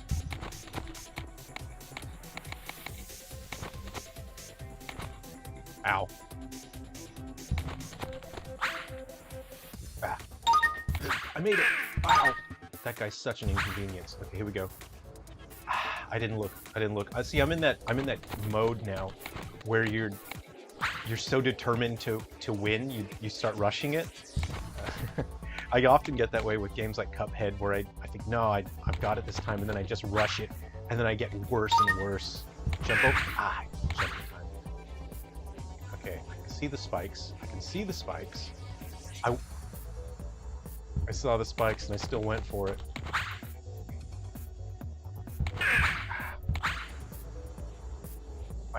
I'm going for it. Okay. I'm rushing now, see? Yeah. Alright, here we go. I rushed it. I should have waited. I should have waited. Alright. Okay, here we go. I rushed it again. I rushed it again. I saw it. I saw the pattern. And I did nothing about it. See, I waited this time. Yeah? Alright, here we go. Serious face. I'm serious now. I'm seriously going to make it this time. Oh, I should have done it. I should have done it. Okay. Oh, I need to kill that guy. Alright, so what I'm thinking is the ratio between the vertical movement and the rotation is not conducive to that. What I need to do now is adjust the rotation, either the rotation or the vertical movement. And I think what I want to do is speed up the vertical movement, slow down the rotation so that it's more doable. Okay, I'm going to slow down the rotation to 50 so you have more time to bounce. And I'm going to increase the movement by 25%. Actually, I need to test this part here. I'll start here. Let's try it.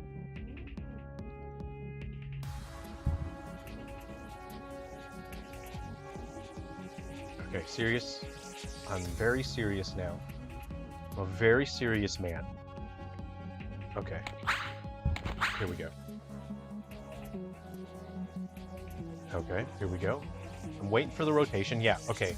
See, like I touched the spike. I touched the spike. So this makes a little more sense. I might speed up the movement again. Ah, see? Ow! I'm going for it. No, no, no, no. Yeah, the vertical movement needs to be faster still. So I need to cover more ground. I'll go ahead and adjust that very quickly. Let's go to 1.5. Actually, I'm sort of feeling 1.6. I'm really feeling it. Oh yeah, I didn't even respond to that. Luna Knights, Imaginators. I'm a massive fan of Imaginators. I know that there's a lot of Skylander players out there that don't like Imaginators. I feel like it was, from a development standpoint, that was the most corporate and the most rushed game, because I don't think there's any bespoke music for that. I think the vast majority, if not all the music, was just sort of, they purchased licenses from artists. So I'm not a giant fan of that, but I just love the game itself. It's so much fun. You get to make your own dudes. I almost never played the game by myself. To me, gaming is a very social thing, so I was playing it with friends. We just had a lot of fun just making the most ridiculous looking enemies. Okay, here we go. Bouncing. I'm gonna make it. I'm gonna make it. Oh, that guy! I needed... Okay, I should have shot him. Okay, this is doable. This is doable. I died. I'm going for it. You can get 3 bounces. Ah, I almost made it. Okay, it's doable. I think I'm going to leave that ratio there because it is doable. If you're playing properly, you beat the enemies and then they get out of your way. So that's doable. Okay, I'm pretty happy with that. This is a fun boy, isn't it? Now, what we'll do is we'll leave this as a big gap.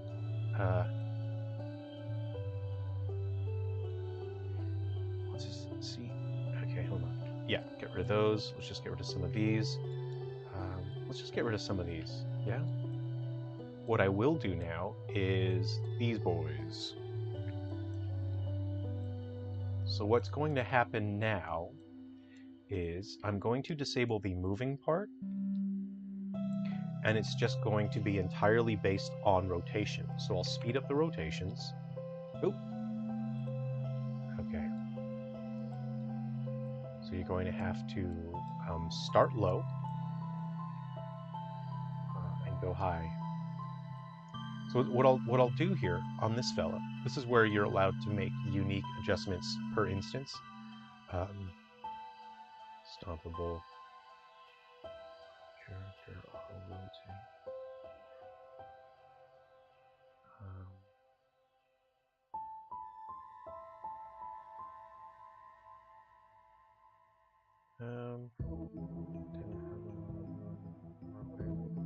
Oh, right. Okay, yeah. I can increase performance if I cut down on that. I'll do that later. That's a boring thing. Okay, let's just go ahead and place our fun boys here. What I want to focus on is the rotation speed. So if this one's at 150, I'll make this guy 100, which means very quickly you will need to land on the next guy. So let's bring him up. You'll have to keep going up now. We're going up in the world. And then we'll go like this. Now you have to drop down. You need to be able to see what's going on, though. All right. Now this guy will actually spin very slowly, so you can get multiple jumps out of him. And then what'll happen is you got to get a real good jump, because this guy is going to be spinning at 250. Let's try it. I don't know what's going to happen here. Let's try it. All right, I'll save it.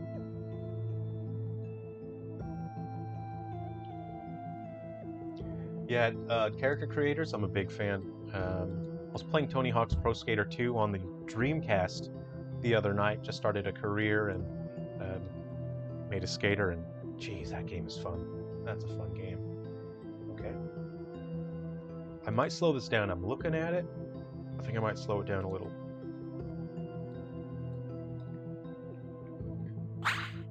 Okay. Going forward. Ooh. Ah, I mistimed it. Okay, the first one needs to be a lot slower.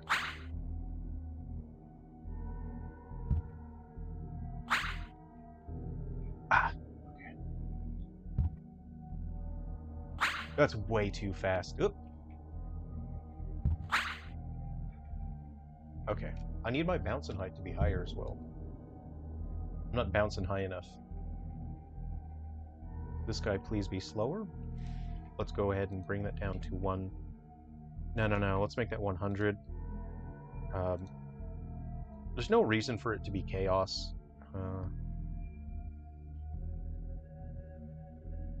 What was this guy? Let's leave him at 100. Is this one the very slow one? Yeah, that one's the very slow one. And then this one's the chaotic one. Okay. Let me see what I can do about the stomping. Let's go ahead and edit this. I don't see a value exposed here, which is pretty weird. I'll just fix that. I actually really like Superchargers racing. I've brought friends over who are kind of Mario Kart elitists, and they were shocked, and they actually had fun with Superchargers. It kind of sucks that if you want to win, you're just restricted to using the Supercharger characters themselves and then using their matching cart. That's fine. That's no big deal. Okay, see here's here's an example of why Corgi Engine is not very good for Unity. It's great if you're using a very powerful system. The problem is, so say for example, this is happening 60, if you're running at 60 frames a second, this is happening 60 times a second. It's creating a brand new array of raycasts. And then it's creating references to vector 2s, which are actually leaking memory. This is getting lost in a for loop. And actually before, this was using for each, and for each just keeps creating duplicates and leaking memory like crazy. Again, this is leaking memory. This is leaking memory. It can't ever really release that. And in bigger engines, it's not a big deal.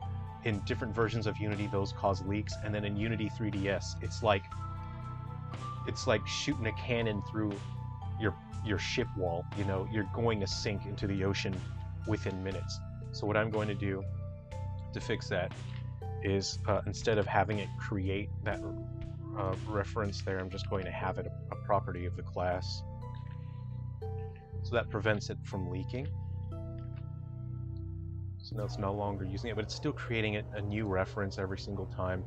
So I'm actually going to go through every single object that has stompable and then massively cut down the raycasts count.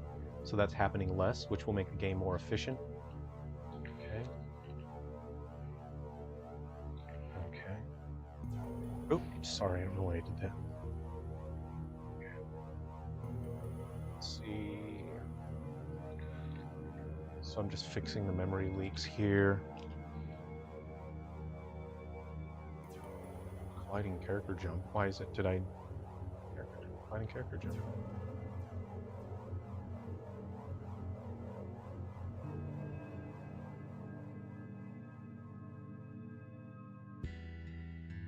There's ambiguity between stompable and stompable colliding. See, this is like the kind of thing that shouldn't even be happening. But it's again like, if for serious, real, serious developers, Corgi Engine is not a good option. But if you don't have a lot of coding experience, Corgi Engine is a great engine. For me, this is a terrible option, but I've pigeonholed myself because I started making this game with Corgi Engine and I don't have time to make a brand new framework. Ideally, I should have just dumped it because I could make a better, faster and stronger and more versatile engine on my own much faster. But it's too late now because the game's almost done. I'm just gonna leave that now. All right, I just wanted to perform this, to stomp and do a jumpy jump. Add force. Let's see, Corgi Engine. Okay. Perform stomp. Corgi Engine controller. Stored. Lighter Corgi Engine. If speed is player's not going to do nothing. Exit. Perform stomp. Okay, so it should be set force or add force. Okay, so knockback force is the value that's being exposed. Knockback force is 12. So on this guy here, if we set this to, let's make him real bouncy. Well, 50% more bounce. Okay. Let's see. Yeah, this guy can have a little bit more bounce. This guy can have a little bit more bounce, and then this guy can have a little bit more bounce.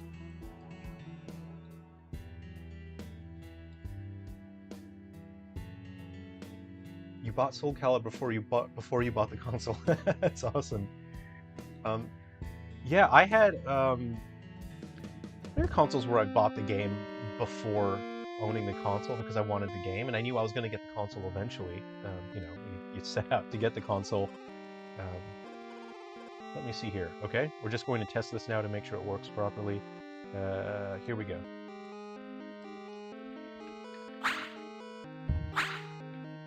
I made it. I made it. Uh-oh. Dang. Oh. I startled myself. I'm going to move him closer to the start so it's easier to deal with. It's still spinning too fast. Yeah, I'm going to move him closer to the start so it's easier to get to. And we're going to give him more bounce. Closer to the start. Again, I'm going to slow down that rotation. I guess 100 is too fast for that situation. Let's move him. Oop.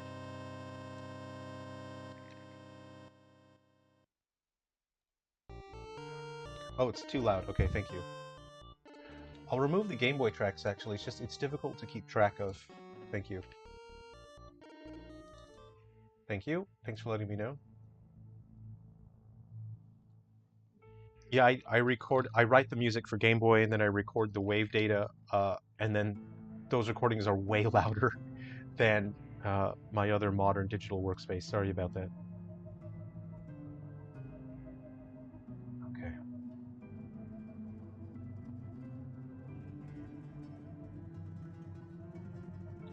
All right, guys, let's try it. And then I'm gonna go to the music after this. I'm jumping. I'm jumping.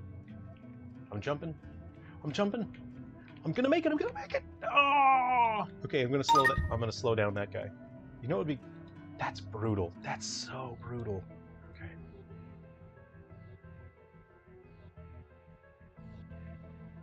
Yeah, it's better than 150. All right, I'm pretty happy with that. What do you guys think of this fun? What do you think of this fun guy?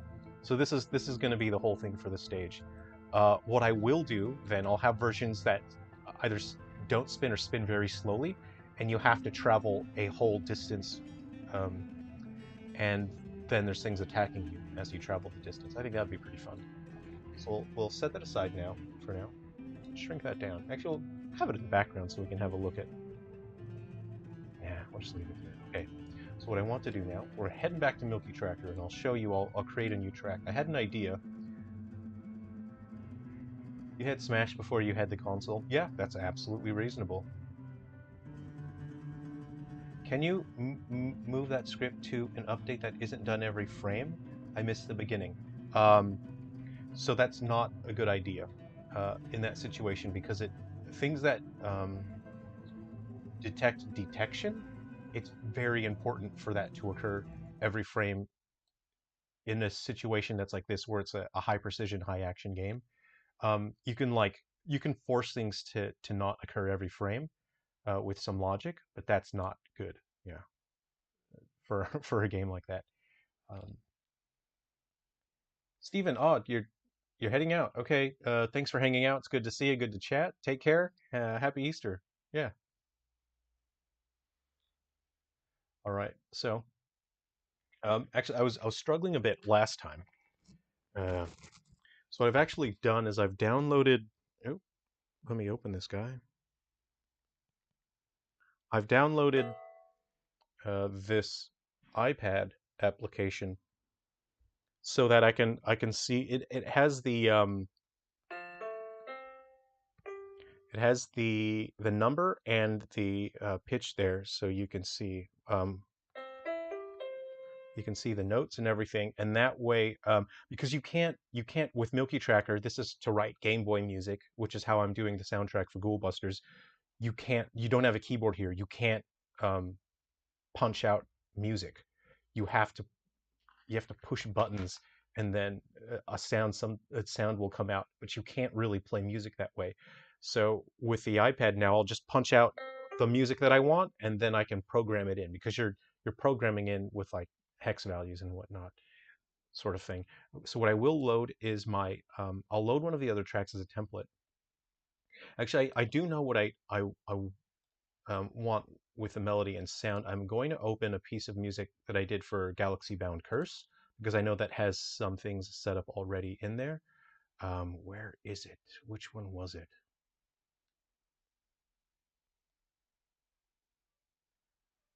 I'm going to open Bonfire because that has this white noise sound. That's 18. Okay, so that's C418. So I know that if I use that, it should be fine. Okay, so I go back to Ghoul Busters. I go to soundtrack and I'll do okay. So last stream, people everyone in the stream contributed a word, and this is the song that we came up with the name. So I finished this. Let's have a listen. Sorry, it's loud. I'll turn it down.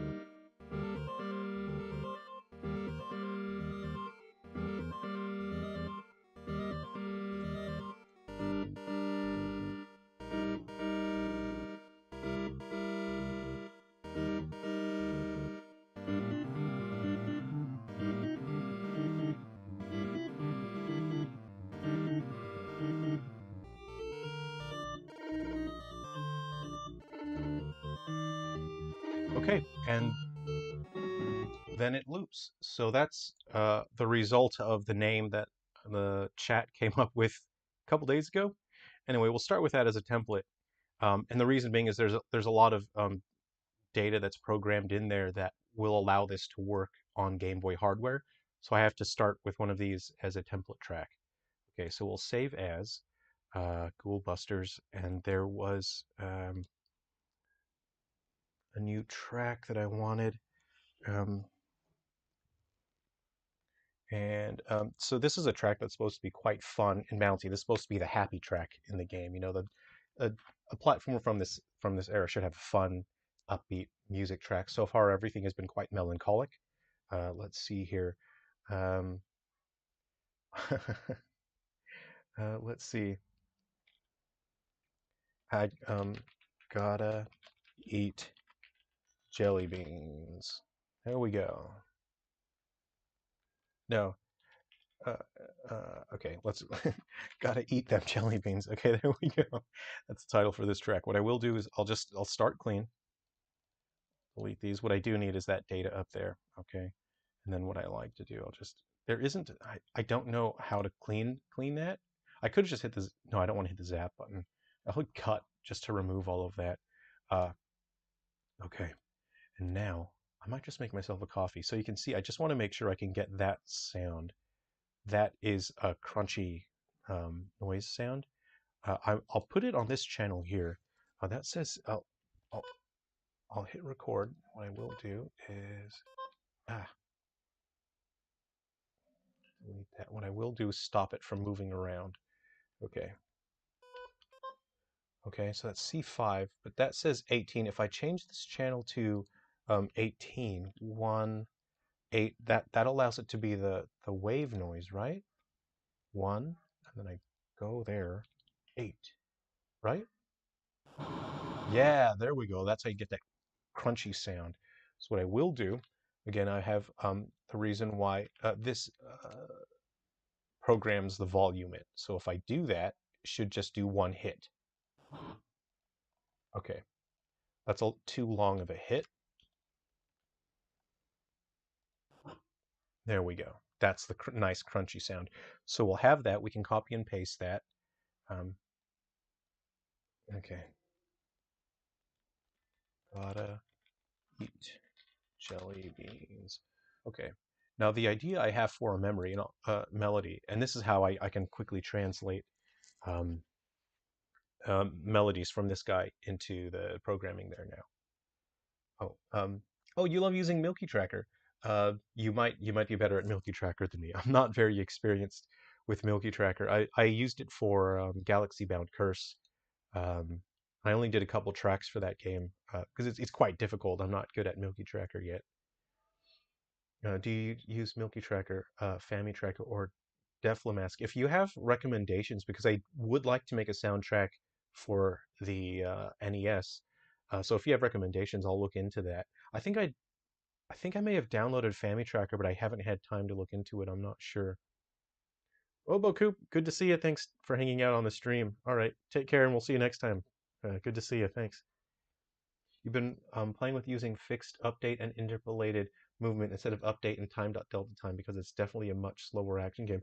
Yeah, and again, it depends on your platform as well. Like if you come up with a solution that works on the platform that you're targeting and your solution makes things work better, absolutely, that's what you should be doing. And if you've moved it um, in a fixed update, then and interpolating that, absolutely.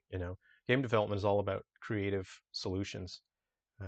Okay, so the melody that I came up with earlier, I want something fun and bouncy and something that's quite saccharine, which were typical for platforming games in the 90s. Let's see, I think I was, um,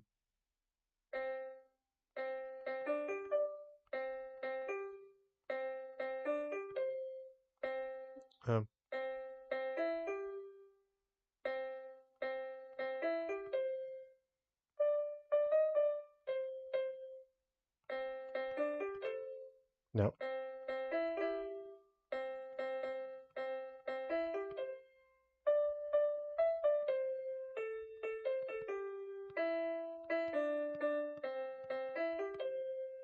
All right, so we have C to E, G. So very quickly now, I know what those are. Let's go ahead and punch those in.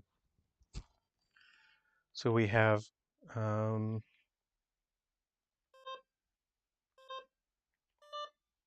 you just need to keep track of the duration of the notes.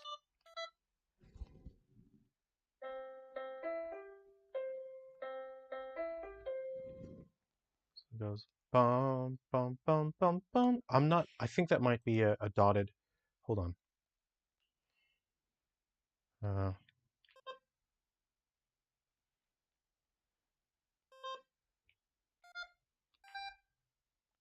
I'm going to lower the octave on that because it's a high octave.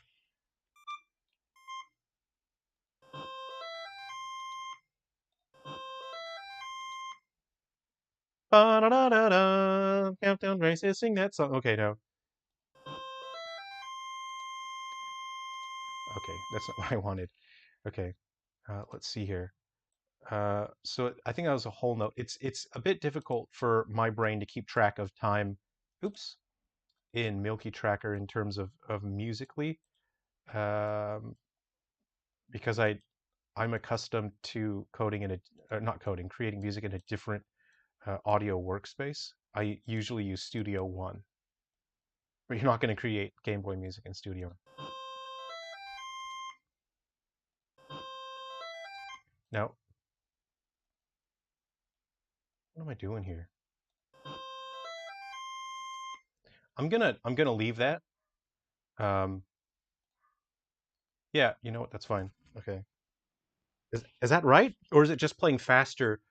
Also, on the Game Boy, the tempo of the music is tied to the frame rate, so I can't adjust the BPM, and that's why. Otherwise, I think 125 is faster than I'm playing here. Okay, so we have Dino. Okay.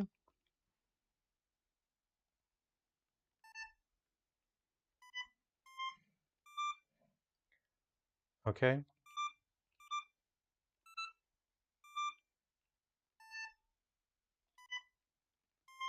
Let's check what's happening. Okay, we need a rest in there. Okay, so that's halfway through. Okay, that's a whole bar. And then what we want to do now is dot our notes. If you just have your musical notes blaring, it is not pleasant. So it's good to control the duration of your notes as well and have them stop when they should. Okay, and I think there should be a whole note there. So if I put a 0 there, it means the sound will stop. Okay.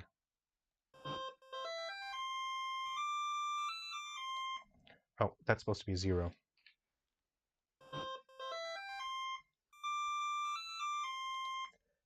Okay. Okay, so you can see we have our basic melody in there now, which is nice. And here I can control um, the volume. Okay, I think I want that to stop maybe there. And then I also want, let's see,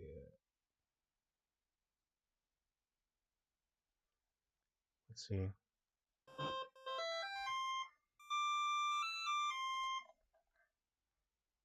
I might just have that note stop there. Okay. All right, let's try it.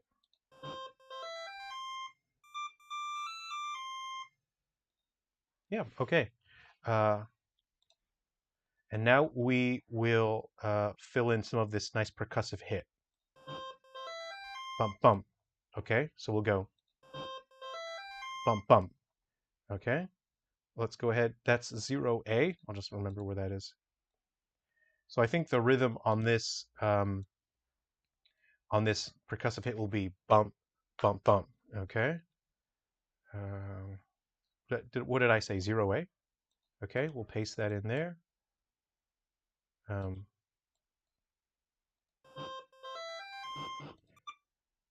okay. It's coming in too soon, right? Like I could have it hit earlier and have it be a different rhythm. Let's try and put it back by 2.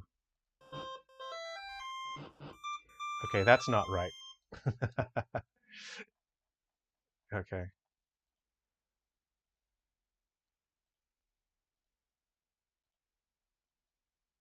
Is it off? There. Bump, bump. Okay.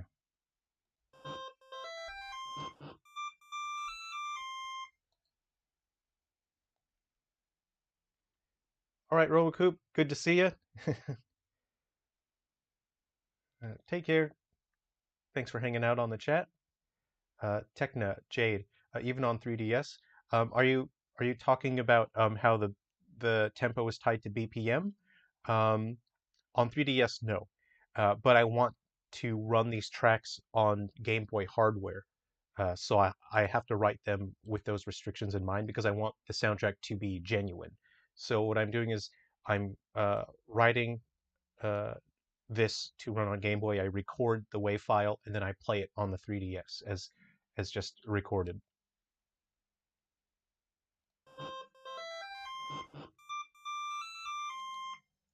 I feel like, um, I, you know what? I think this might be coming in 2 beats early. Let's try that.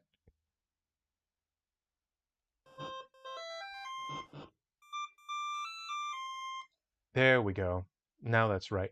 Okay, and then very quickly, what I will do now, because that hurts my ears, is I'm going to lower the octave by 1. I hit block, and then what I will do now is put a bass line here. Okay, so it sounds like. Okay, now we can copy our percussive hit here. We can copy, and we'll just figure out where we need to put this. Okay, I might line this up here.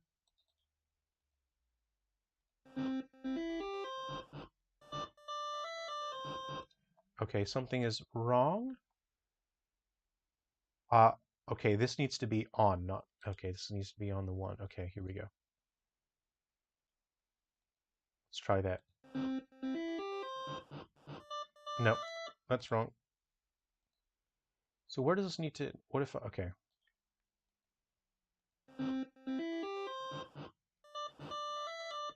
That's not right. You'd think it should be here, right? I see, I have a tough time looking at this and understanding musically uh, what's happening. So again, I'm not the best person with Milky Tracker. I'm just going to drop a bass line in here. So we're on C. So it's good to have chord data in your music to make it interesting. So I'm going. So what would be interesting? I'm trying to find a note that would be a good bass note. Is this on? So is the chord that we're on. Now you could add dissonance and make it interesting. Now it's sad. Oh, that's nice.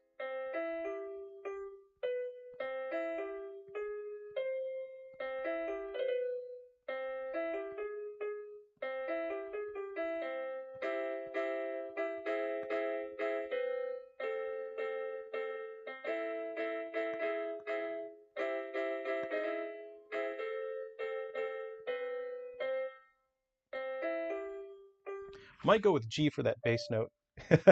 Yeah, it sounded pretty tense. Let's put a G in there. How about that?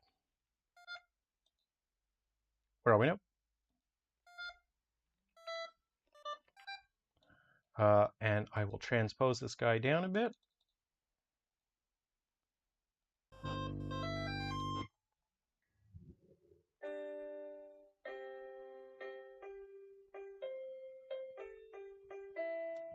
So I'm thinking about my bass line. It's good to keep things simple, but also you have limited voices. You have 4 voices on the Game Boy, so I'm going to rhythmically at least try to make it interesting. So I might go.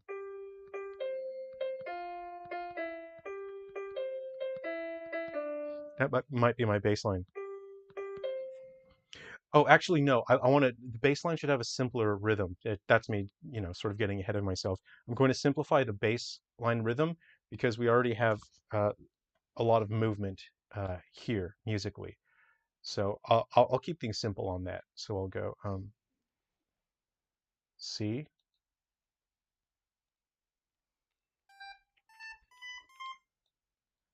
transpose that down.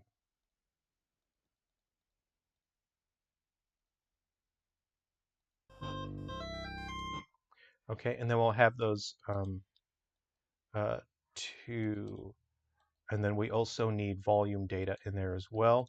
We'll put a C, 4, and then we'll end it there as a dotted hole note. See? Okay.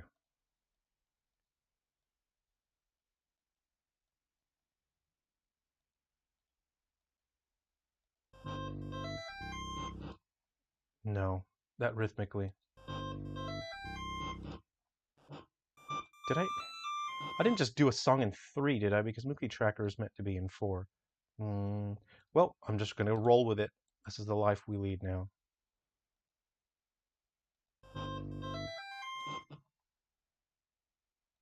Crap, I may have just done a song in 3. It's hard to work in 3.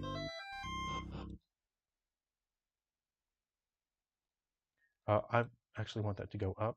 Transpose an octave up. Hello?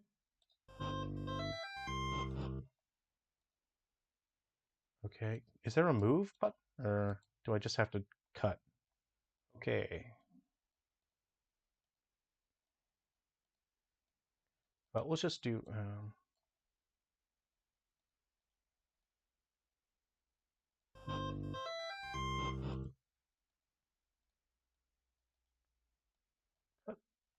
okay. What note is this on? Okay. I think I may have just accidentally done a song in 3/4. Not sure yet. I wasn't really paying attention. Okay, then we can just copy these and make it a little easier for myself. Copy. So we'll just start on here. Paste.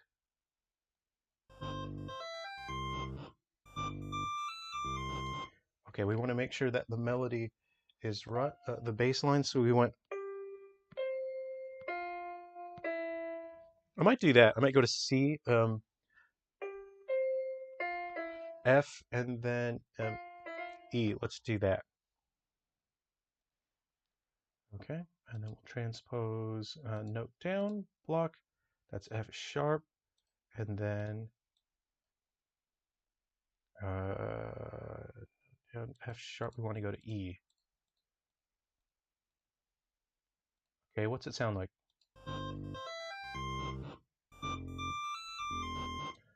Okay, the timing is wrong.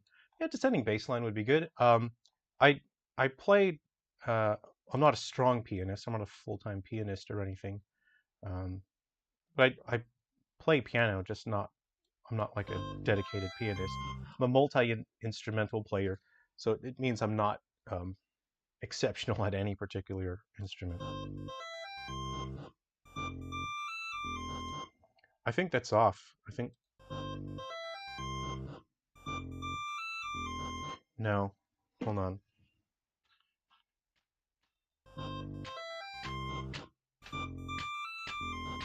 Yeah.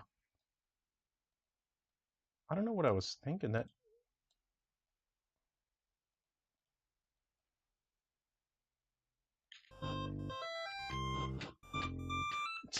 that's wrong.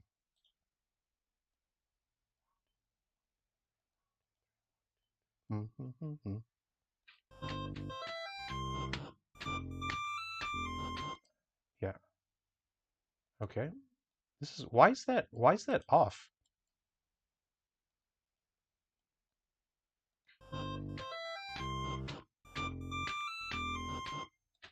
Okay, I don't know why I decided to accidentally write this in 3 when Milky Tracker is designed for 4. And now I'm looking real silly. I'll work on this more later, but you can see that's sort of what it takes. Then you can sort of fill in um, another voice there. I'll show you another track. This is one that I finished last night that I'm quite happy with. You too, you played drums mainly. Nice. I have a synth drum kit, and I use that for our music. that we record. I'll show you this is a Ghoul Busters track. I did this last night. It's in 4/4, which is what Milky Track is designed for. It makes a lot more sense. I'll just turn it up.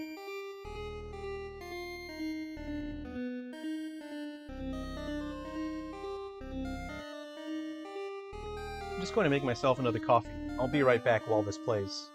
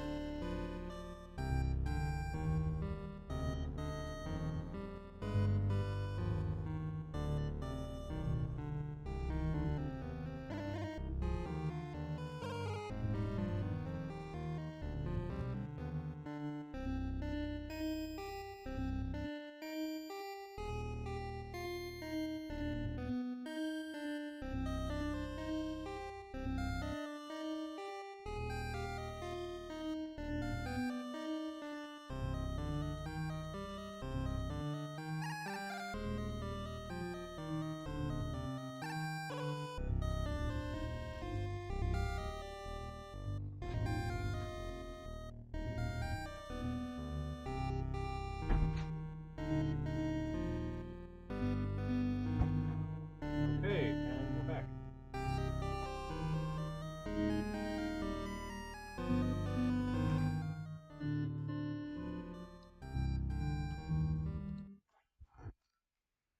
Okay, oop.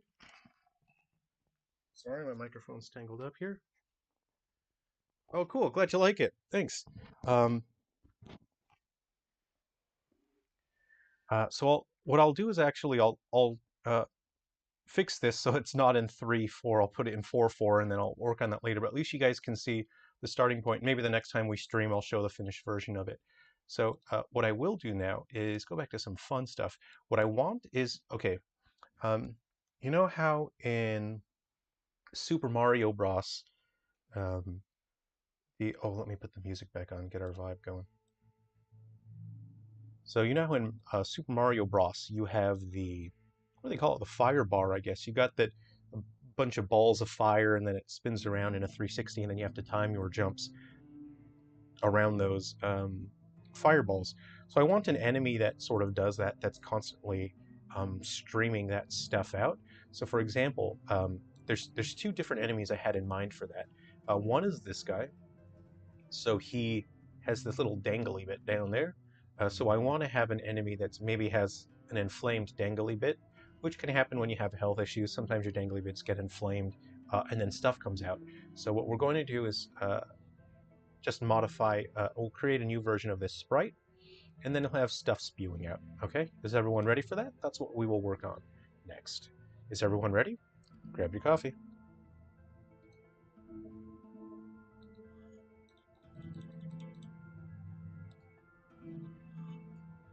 Again, I like using MS Paint because it's a bit of a blank canvas.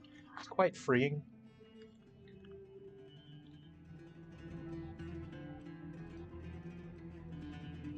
And I also use these bounding boxes to let me know that I'm working in either a 32 by 32 or 64 by 64 pixels. So what I will do now, what I would like to do is kind of make it, can I make it more veiny?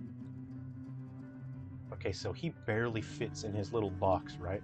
So what we want to do is make him a little more chunky. This is our new version of this guy. We'll make him, and then his dangly bit will be inflamed. So if it's inflamed, it's probably just going to be a little shorter, and then he will overall just be a little chunkier, you know? He's... Oh, uh-oh. Just do this quickly here.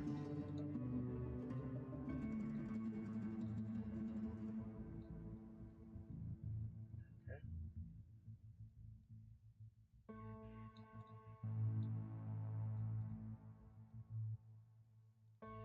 There we go. All right.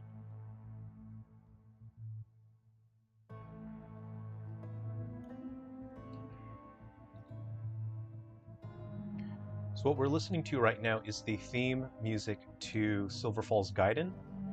But there's actually two versions of the track. There's the Wii U version and the 3DS version. And there actually are some slight differences between the two tracks. So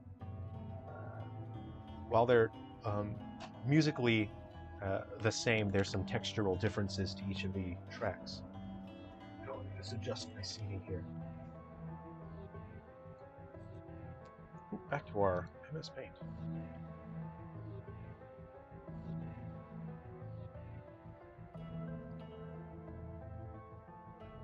What does YouTube turn into an emoji?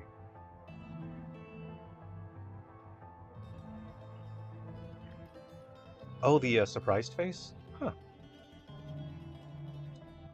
Okay, so you can see he's quite a bit more squat, and I'd like to make him a little more veiny. Let's see what I can do here. You can always come back and adjust it later, you know, so it can be more of what we want. But let's like have a big, and it'd be good to animate it to have like a nice throbbing vein in this guy. So let's make him a little more veiny. Let's see here.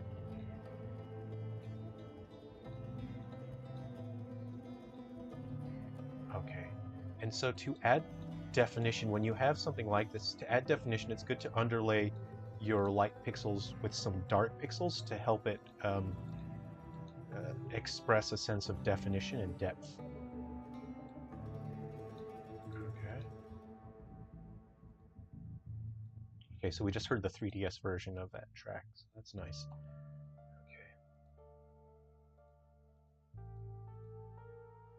Okay, and then again, I'll come back to this later, and I'll add more details as necessary. But that's nice and veiny, I think.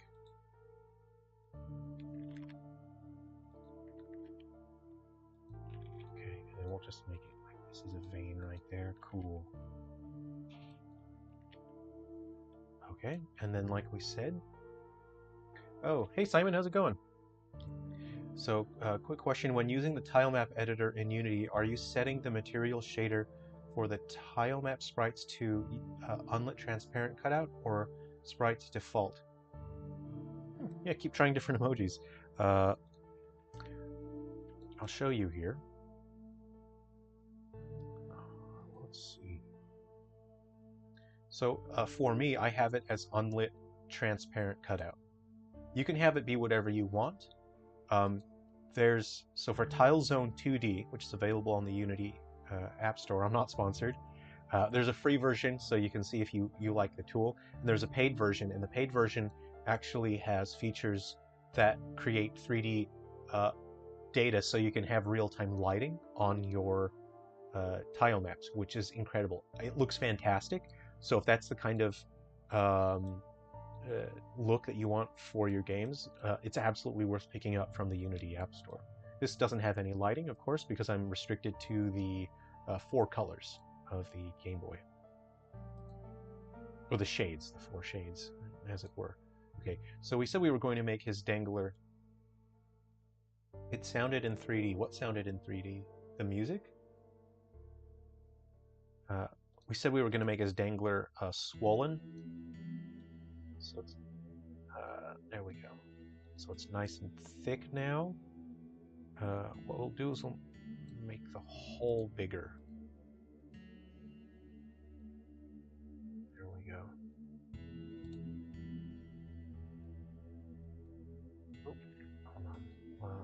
darker color. I used to, in Paint, I used to create like palettes, just like have huge clumps of pixels that had the shades that I was using. But I don't really do that these days. It's just, I don't know, just out of the habit. Okay. So let's see, it's got like a vein there. There we go, that looks nice and swollen. So he looks quite chunkier than the other guy, doesn't he? Okay. So this is a guy that's going to be, oh yeah, he's clearly something else. He's clearly, something's wrong with him. Probably should have seen a doctor before it was too late. Yikes. Oh, you know what'd be extra gross? Let's give him some tendrils. How about that? Then we can animate the tendrils later on. Just give him funny. Now he has like extra bits hanging out, you know? Off to the side. There we go.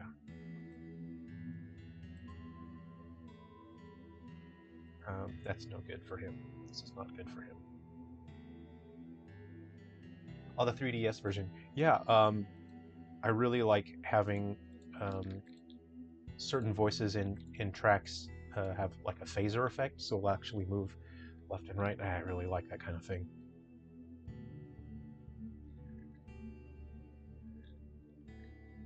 Okay, so he clearly, there's something wrong with this boy. He's really got problems.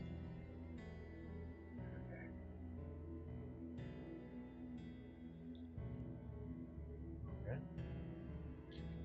And we'll copy him. We'll put him back into our sprite sheet for our enemies. Let's go ahead and open that up. Graphics. Let's see, enemy sprite sheet. Let's see, sprite enemies. Is it this one? Is it this one? And we'll put some placeholders in here as well. So you can see I've added a couple enemies if you were here for the last stream.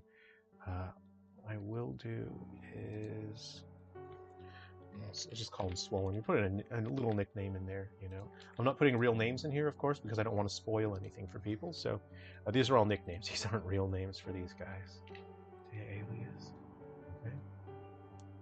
And what I will do is I'll put multiple frames in here as placeholders, so that Unity will have the frame data, and then I can add in animations at a later time. Okay. That's probably good. You can have him throbbing, and I could add more frames later if I wanted. Okay. Let's go ahead and oops, hold on. Where is our hide the guide, and then we save the file as a PNG.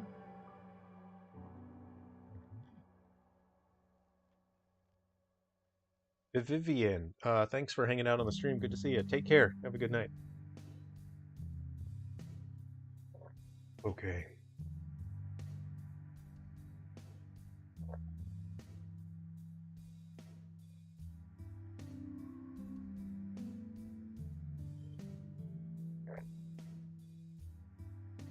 I guess I'm an ASMR channel now, so I'll just slowly sip my coffee. That's nice coffee.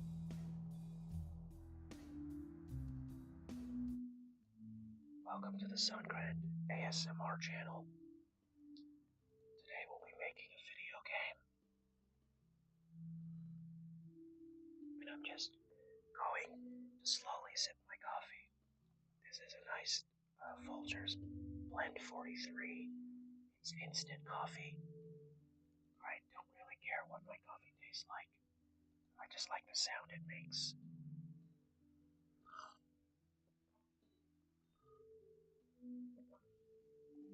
At the Sungrand channel, we're sorry, we're just an ASMR channel now. How about sorry, I broke the ASMR illusion. How about this?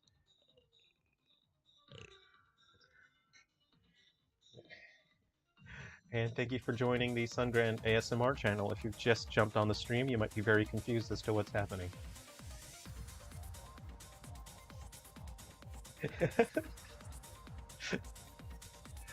Is there a time when Nintendo will push these out? I don't have any specific date set in stone yet, but they do want me to get these in you know, when I can, as soon as I can, and I'd like to get them out so people can play them. So I'm trying to get them out as soon as I can, yeah. You like sweet coffee, and there's a nice brand my family takes camping of instant coffee. Very nice. I don't have high expectations for coffee. I'm happy with anything, but I don't mind a sweet coffee either. But you know, when you go camping, boy, there's nothing like a good coffee, is there? Okay, so we want this good boy to shoot out a stream of stuff, right? And what's going to happen is it'll just go back and forth. So again, what we're going to do is we're going to clone this guy. So we've got a clone of him again. Let's move our bits. How about that? Now what we want to do is change the graphics so people know that they're looking at a different enemy. Actually, I better update that data, okay? So again, we go back to this guy. You see, we don't have any frame data for that yet. We go to our sprite editor. We'll slice that. Let me know if the music is too loud. And then by cell size, we go 32 by 32 slice, and you can see we now have frame data there. Go ahead and apply. And then just to show you, in case you want to see the process, and it's a sloppy way to do this, but it's a very fast way if you need to quickly create animation managers or animation controllers. So what I will do is I have my animation controller here.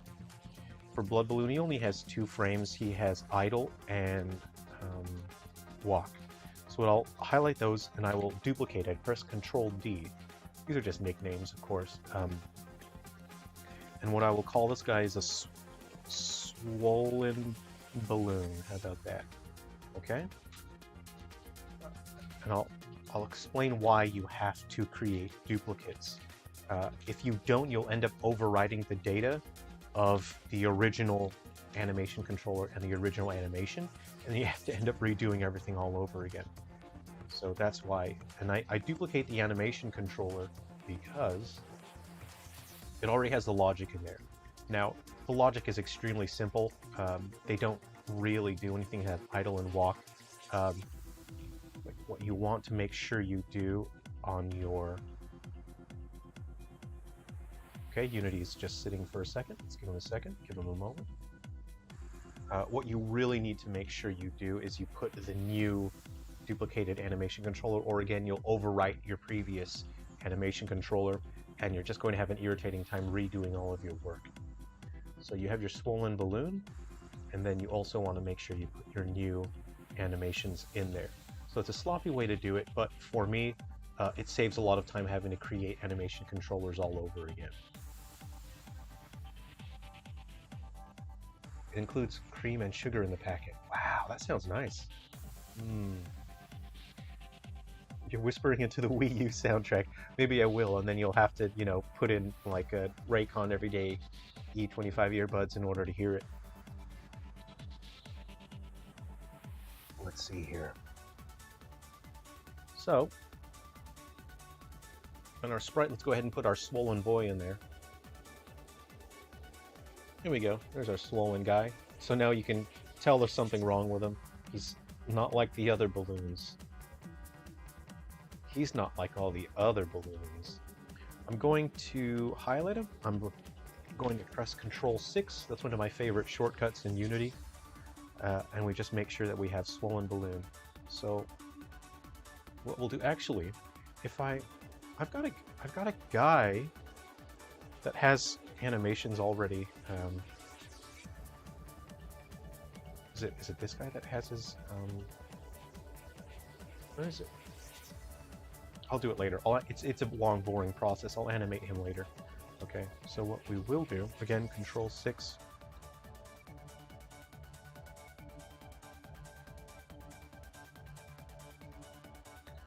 Like that. Okay. Control 6 again, and then we'll just copy it across. Copy that. Okay, close that, and now we get the animator out of the way. So that was just to show you, if you're curious of the process, and if you're not that familiar with Unity's animation system yet, it's a great system. I really, really like Unity's animation system. I'm going to run it just to make sure his graphics... Yep, there we go. There's a good boy.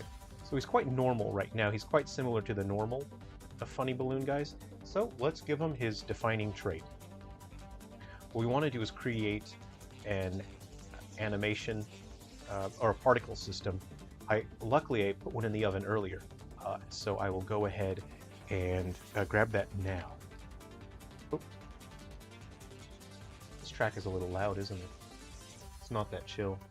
This is Man with the Scissors from 3 Down Stars.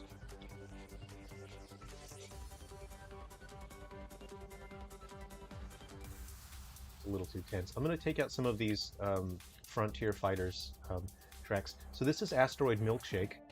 This is from White Inside Its Umbra coming up. I'll turn it up.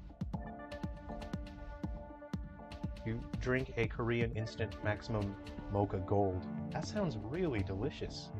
Anything you put the word gold in anything? That sounds delicious. Right, so I want to grab...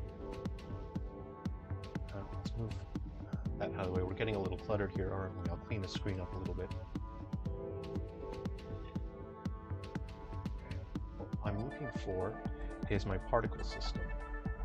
Now I've got one going here. This is an enemy's projectile, yes?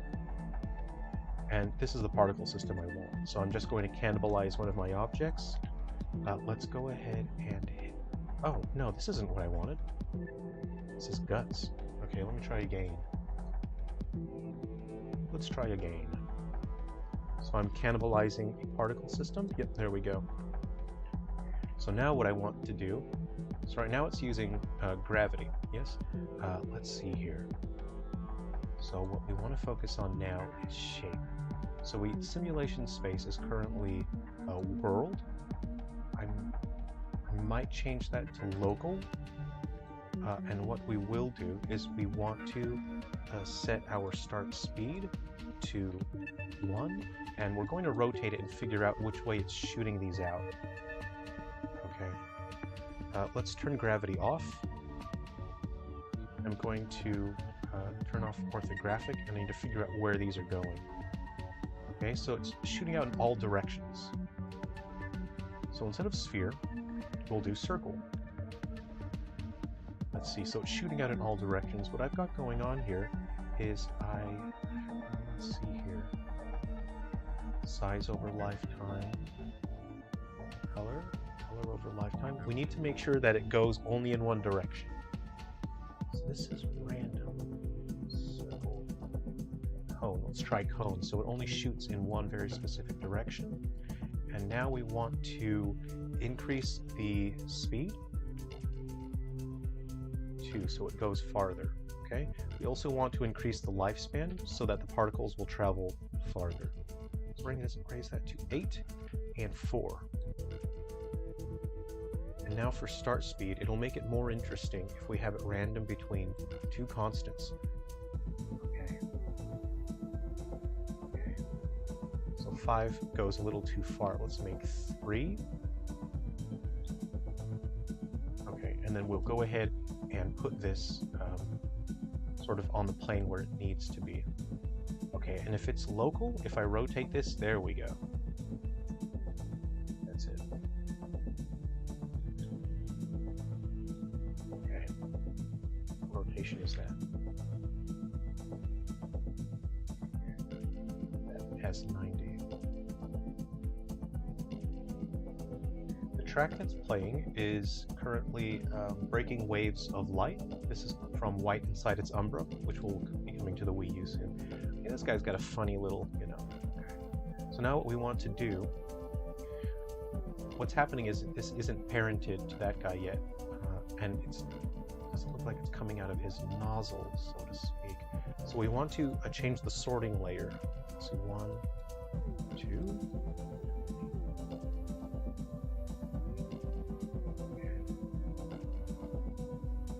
We need to figure out why it's not sorting correctly. Let's check this guy's sprite real quick.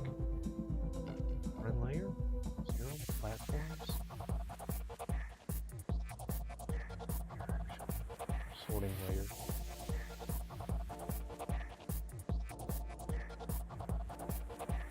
actually know that's going to cause some processing overhead. We'll fix that sorting layer. I tend to have some of these pop up from time to time. What digital audio workspace do you use for your non-Game Boy music? I use Studio One version 3. I think they're on version 5 now, but all my setup, I've been using it for years, so I use 3. So yeah, I'll try to do a live stream next time where I'm writing music with Studio One, because I'm much more comfortable in Studio One. That's what I use for all my music. With Milky Tracker, I'm not that comfortable. Again, I've only used it for 1.5 games so far. Ableton, I've heard really good things about that. I think some of my friends use Ableton for their music as well. What about Ableton do you like? Does it have any particular features that you really like in Ableton? Oh, does Australia have its own coffee brand? Honestly, I don't really pay attention. Coffee means so little to me. They probably do, and I wouldn't even know. It really doesn't mean anything to me. Alright, so what we want to do is parent this to our enemy. You can either drag and drop it. That's going to take ages. What I'm going to do is just copy it. I'll delete the original.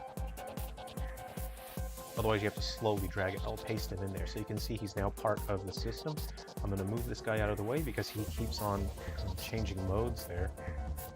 Okay, so now let's just go ahead and run it, and you'll see the enemy now has the particle effects attached to his dangler. Let's run it. I'll lower the music a bit. Alex, hello, I just found out about your games a few days ago. To the YouTube algorithm. Really love your chill, upbeat attitude. I actually listen to your streams while I work on my own games. That's awesome. Thank you. Thanks for coming by to hang out. I really appreciate that. Yeah, there's a bunch of YouTubers. I could listen to their YouTube channels all day while I'm working on my games. So when I'm done streaming here, I'm gonna open up my favorite YouTube people and then just listen to them. You know. So you can see that this works. Now there's a couple things that I would like to try. For starters, there's a trade-off here. You can either have it be more realistic and have a trail left behind, but that makes it harder for the player to judge where they can get hit. So for example, if I change the simulation space to world, you can see it leaves behind a trail, but then it is now more realistic and it looks cool, but now it's ambiguous where the player can be damaged. So I'm going to have to balance out what's more important, and what's more important is the player knows where they can get hit. So I'm actually going to leave simulation space as local. Let's go ahead and add a hitbox in there now, because right now there is no hitbox. Let's see. So when the character, each enemy has, they have something called damage on touch.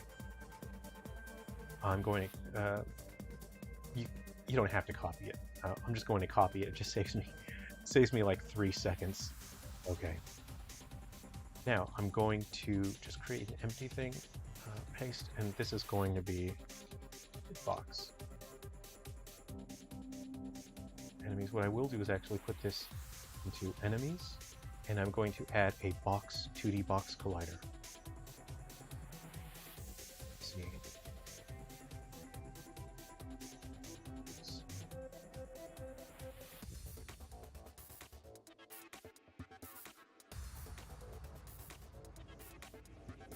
Oh, let's see here. Okay, so I got an error message. It tries to automatically create a collider data based on the sprite. Let's see. I'll copy this one, and I'll just copy that, and then okay. There's no. I don't see my collision data. That's a bit funny, isn't it? What if I no? What if I no? Okay, so it looks like it wants a sprite and not the beverage. What I will do is I'll give him a sprite then. Okay, we'll put a sprite there. You happy?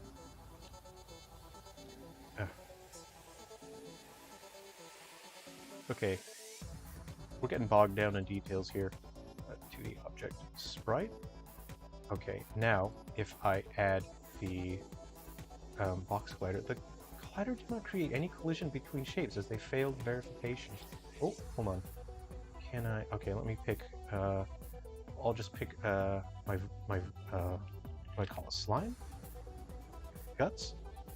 Let's just pick this, and then we'll add it. We'll see. Sorry about that. Okay, I don't know what's going on here. And in this situation, I'm just going to... This is dumb. This is a dumb solution. Don't be like me. Don't do what I'm going to do. I'm just going to duplicate the enemy. The whole enemy's been duplicated now, and then I'm just going to rip out all the components. Hold on. I'm just going to leave... I'm going to leave the one thing that needs to be there. Take that out.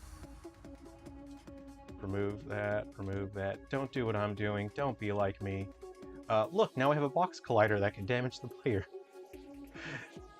This is a... Yeah. Obviously, if you just spent the time, you can make Unity do what you want it to do. But now I'm trying to pay attention to people on stream. I'm trying to make a video game. So I don't want to waste like an hour trying to figure out, you know, how to make it do. So I'm just, in the dumbest way possible, I just cloned the enemy and then I ripped out all the components and now I have a working hitbox. Okay, we're going to clamp this down again. So this orthographic thing isn't really working in terms of accuracy. So now we can see the hitbox, we can see where the player can be hit. Let's just go ahead and give this a quick test.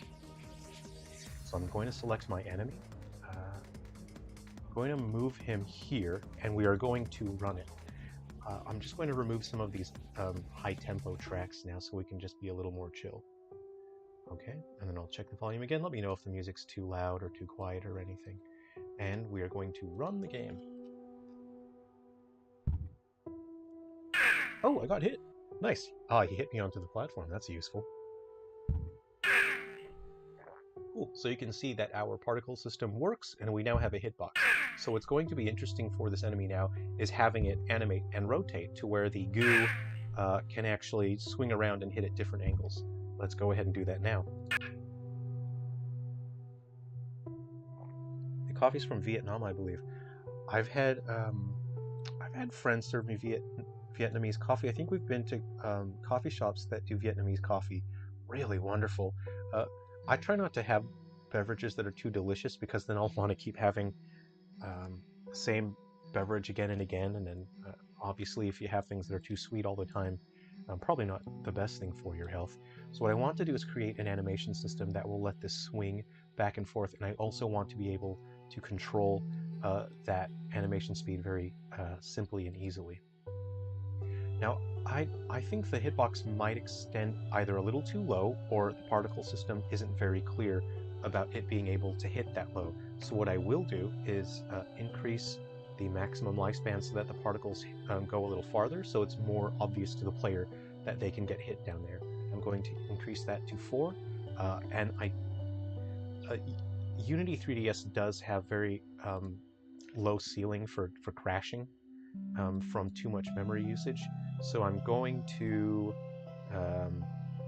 reduce the maximum particles on this guy and the amount of particles that he generates. Okay, which means realistically we'll have to, if I read, okay, here are my options. I can reduce the lifespan of the particles and increase the speed. And I think I might do that so it looks more violent and it looks more threatening. Okay, so for our start speed now, we will increase the start speed. So you can see it goes farther. Now it looks more violent. And then what I will do is decrease the maximum lifespan, which means more particles are coming out faster, which means I can have less particles. So that's a solution to dealing with having to have less particles on the screen, or less particles as part of the system. And again, if you're using a different platform that's stronger, this isn't an issue. For 3DS, I know that if you have too many particles on there, it will crash. Okay, which means now I can probably knock that down to 10, and it is still clear that this is a threat. It's clear that you can get hit by that. It still peters out a little bit at the bottom. I'll just go ahead and make that a 6. How about that? There we go.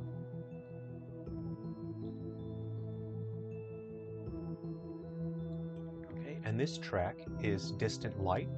This is from 3 Down Stars on the 3DS, if you aren't familiar with it. Let's see, you've used Logic Pro and FamiTracker. Yeah, I really want to get into using FamiTracker. I haven't used it personally yet, but I would really like to. I hear that it's... Marie, how do you find using FamiTracker versus Milkshape? Milkshake? Milkshape. Milky Tracker. Milkshape is an old 3D modeling program that I used to use in the past as well. And it looks like our hitbox is off-center a little bit, isn't it? So let's go ahead and fix that as well. Okay. Now, you can see because our hitbox is a child of the particle system, we can rotate the particle system. So what I'm going to do now is, it may seem like it's a useless step, but it's actually quite important to do things like this. I'm going to create another child, not in real life. That's like a lot of work. And let's see here. Vomit attack. Oh, no. I'll just do this. I'll do graphics. And the reason why I'm doing this is, you see my transform here is nice and clean. It's not modified, so that my animation system, or the animation data, only needs to worry about this nice clean setup. And I'm going to put the particle system inside the graphics. Now, the reason I'm doing that is because if I put the animator on the particle system, it starts out with, it's quite messy here. And if you try to manually move that around, your animation system will overwrite the data that's in there. So it makes it very difficult to modify that hitbox and particle system. Now, if I put an animator in here, I can move this around all I want, and it's not a problem. Okay. So what I'll do now is just add an animator. This system, it took me a while to learn in Unity, but I really like this system very much. Okay. Oh, the track that's playing is quite... This is a scary track. Let's go ahead and skip that. Okay. And what we'll do now is press Control 6. Control 6, one of my favorite shortcuts in Unity. That opens my animation, and then I'm going to create. And I'm just going to call this Vomit Stream. There we go. Now then, for Vomit Stream, we'll just add property, transform, rotation. So it gives me those 2 points. I'm just going to drag that out to 4 so it can move slowly. So there are variations on this animation. I would like it to where it moves to one side and then stops. It's my OCD here, sorry, I'd like it to be that right on 4. His flip jump is reminiscent of Bonk. I love Bonk. Bonk is so cool. I'd play another Bonk game. It'd be really cool to see him with HD 3D graphics and his head turning giant, and then you just get to dominate everything on the screen. I think a new Bonk game would be really cool.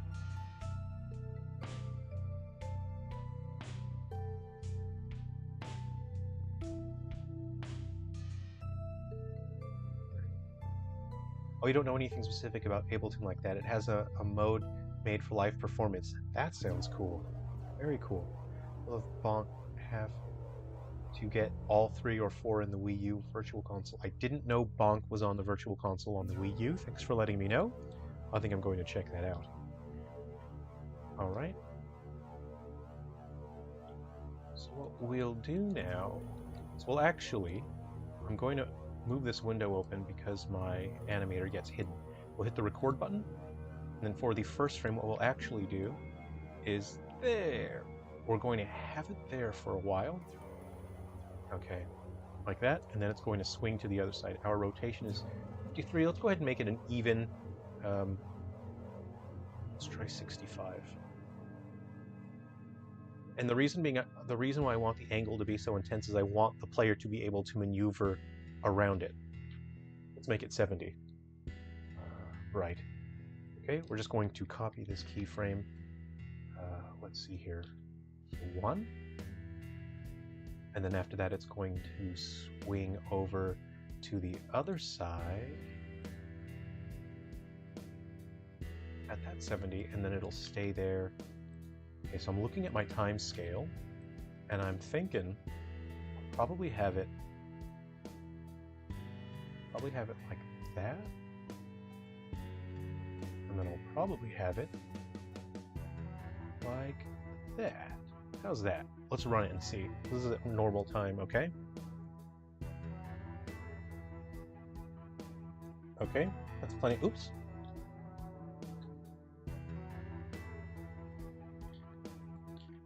Now, okay, my position data is not right.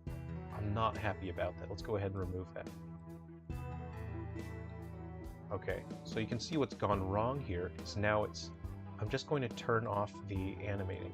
So what's happened, let me figure out what's happened here if I hit rotate. So it's moving that rotation a bit. I've removed the rotation data. Let's just see if it's...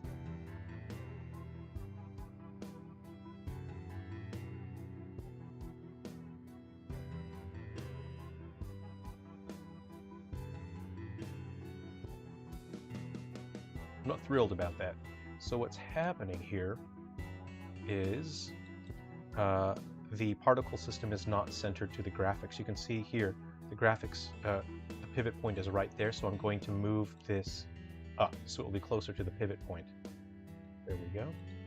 So there's my pivot point. It's still, the hitbox is off center. I can fix that. Okay, that one doesn't work properly. Let's get rid of that one. And change this to hitbox.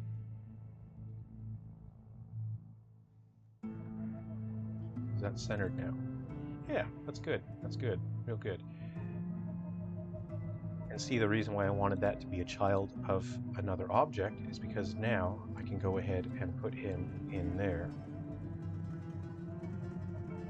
There we go. And it'll swing around. We want the swing to be slower as well. All right, so maybe, okay. Let's go ahead and hit the animation, and then we'll see. Oh, it needs to swing around. Okay.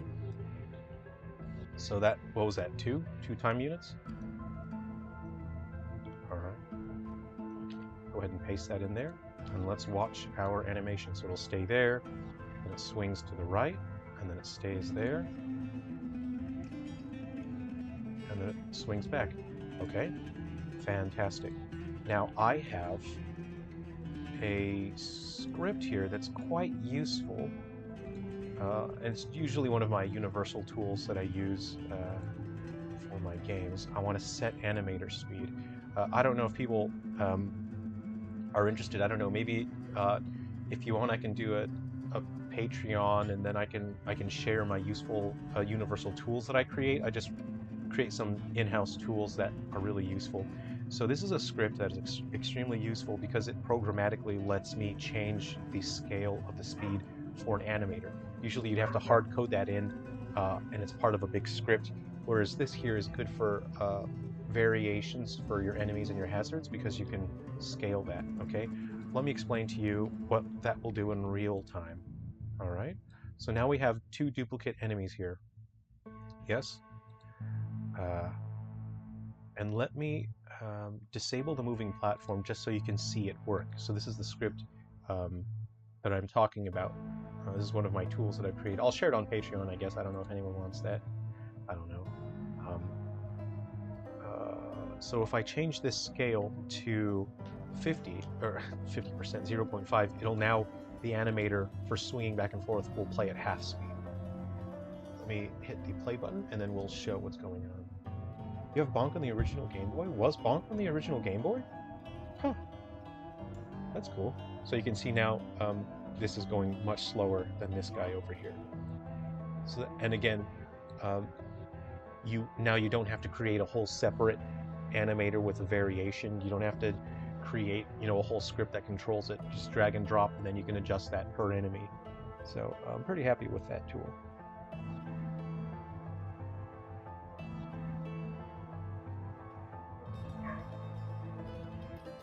Okay, let's go ahead and run this enemy now. Okay. I will change the name here. Okay, get rid of this guy.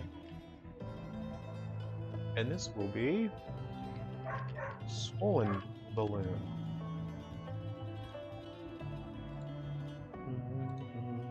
And then we'll create a new prefab.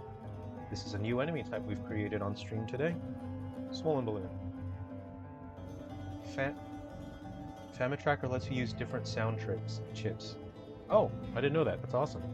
So you could do like the Genesis or Mega Drive. Can Famine Tracker do that? That'd be very cool. Okay, I'm going to run it, and then we'll see it work. Let's go ahead and use the game view this time. Ah, it works! Ah, that's exciting. Ow.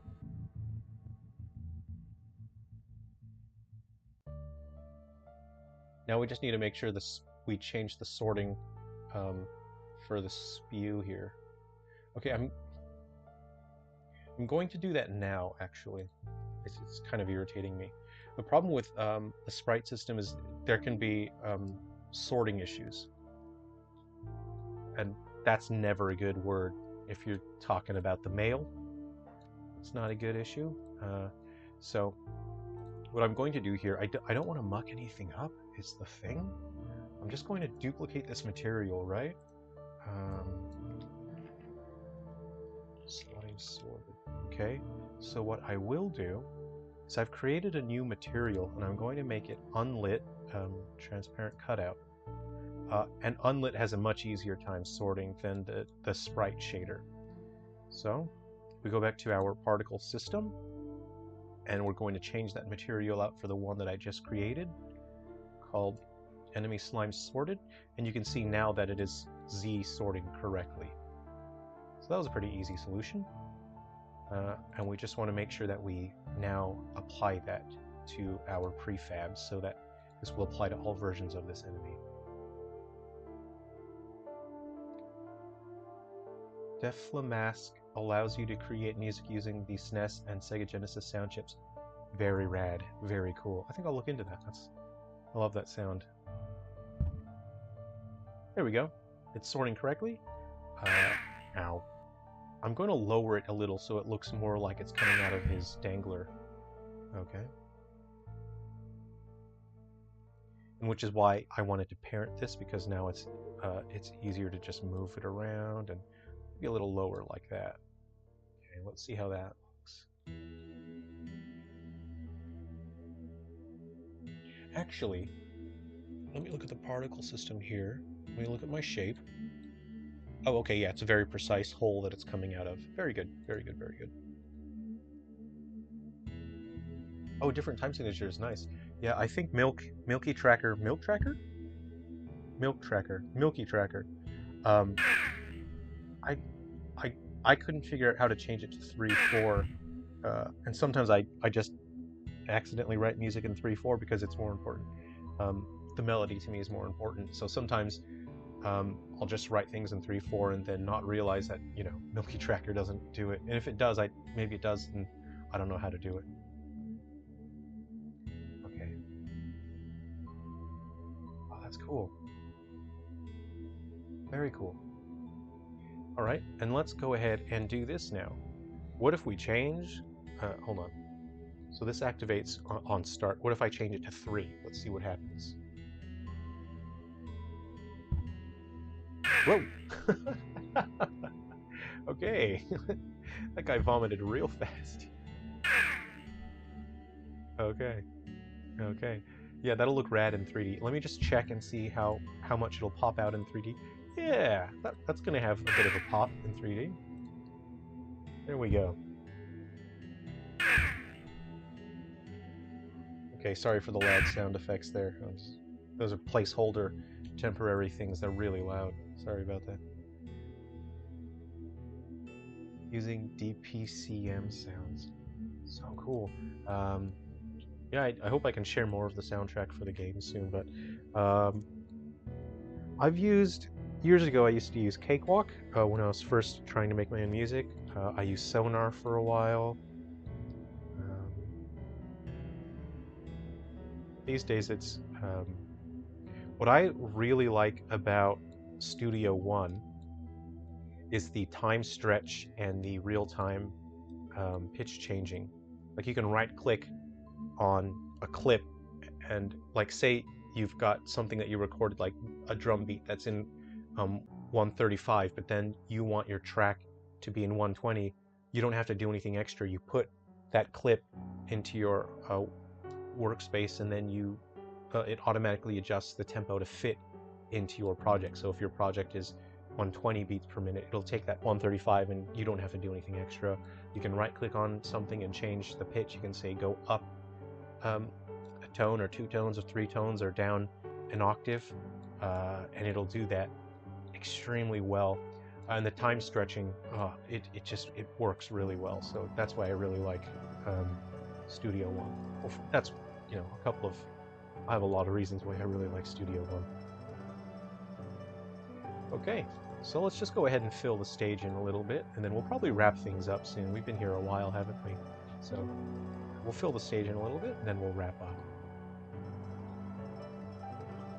Oh, Alex, you briefly mentioned your code linker system in the Wii U development stream. Would you mind sharing how it works on a broad conceptual level? Yeah, sure. So how Code Linker works is every Silver Falls game, unless it'll say in the beginning what sort of Code Linker compatibility each game has. In general, I try to make each game have the ability to receive codes from other games and then make codes for other games. So let's say you've got this Silver Falls game, and you've got this Silver Falls game. They're 2 different games. You have Silver Falls Undertakers and Silver Falls 3 Down Stars. 3 Down Stars takes place, most modern day, and Undertakers takes place in the 70s. So when you start your save file on Undertakers, it generates a unique code for you, and then when you start in 3 Down Stars, it generates a unique code for you. So how it works is there's a code handshake system. The game walks you through the process where they exchange codes, and then it generates a key code. So now you have a handshake system. This creates a key code. You put the key code in there, and then it unlocks content. So the main playable character in Silver Falls Undertakers, his name is Bull Brandish. In the 70s, he's 14 years old, but when you use Code Linker, it connects them, and now Bull Brandish is playable in 3 Down Stars. He's not 14 years old anymore because it's modern day, so he's in his mid to late 50s in this game. And that allows me to create games set in different decades, and you can keep getting, say Bull Brandish is your favorite character, you can keep putting him into the other games, and that means you'll get to see what Bull Brandish looks like in different game styles, in different genres, and you'll see him at different parts of his life, so you get to explore all these characters' stories through different decades of their lives. And you can see how the different events of Silver Falls shape their lives, how it affects them as a person, how it affects their friendships and their relationships. So that's how Code Linker works, and the purpose of it is just an exploration of story and character. And it's also my way to thank people for supporting Silver Falls, because to implement Code Linker takes a huge amount of effort, takes a massive amount of planning, and that means that as a developer, I'm always have to push myself to do more and to make sure that each game provides a massive amount of content. And having the Code Linker built in, that's my way of thanking people for supporting the games, because it means that I'm always having to think of a way to include Code Linker content. So for me, that's quite rewarding. When people are excited about Code Linker content, and they'll, message, you'll DM and say, oh man, I can't wait to see what Code Linker content, or oh well, Bull Brandish is in this. For me, that's very rewarding, and it's very exciting to see that. So it's just a chance to, it's like offering DLC, but then you don't have to rebuy the DLC every single time. If you own Undertakers, every single game that I have lined up that uses Code Linker will feature content from Undertakers. So if you like Bull Brandish, you'll always be able to use them in the upcoming games.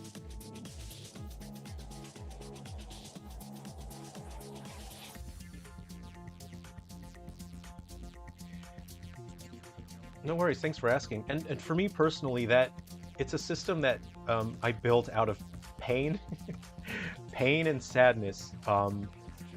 So my favorite Resident Evil characters are Claire Redfield And I also like Rebecca Chambers. And it's a bummer that they kept making Resident Evil games. And for me personally, it was heartbreaking when we get an announcement and we see, oh cool, wow, it's Chris Redfield again. Oh cool, it's Leon Kennedy again. It's like, I like those guys. Each of them already have like 50 Resident Evil games. Can we please get one with Claire? And then finally they do a game with Claire, and they cast Tobey Maguire to play Claire in Revelations 2. And I'm kind of thinking like, yeah, I like Tobey Maguire. I think he's a good actor. He wouldn't have been my first pick for Claire Redfield, but you know, that's how Capcom sees things, and I respect their creative decisions as the developers of Resident Evil.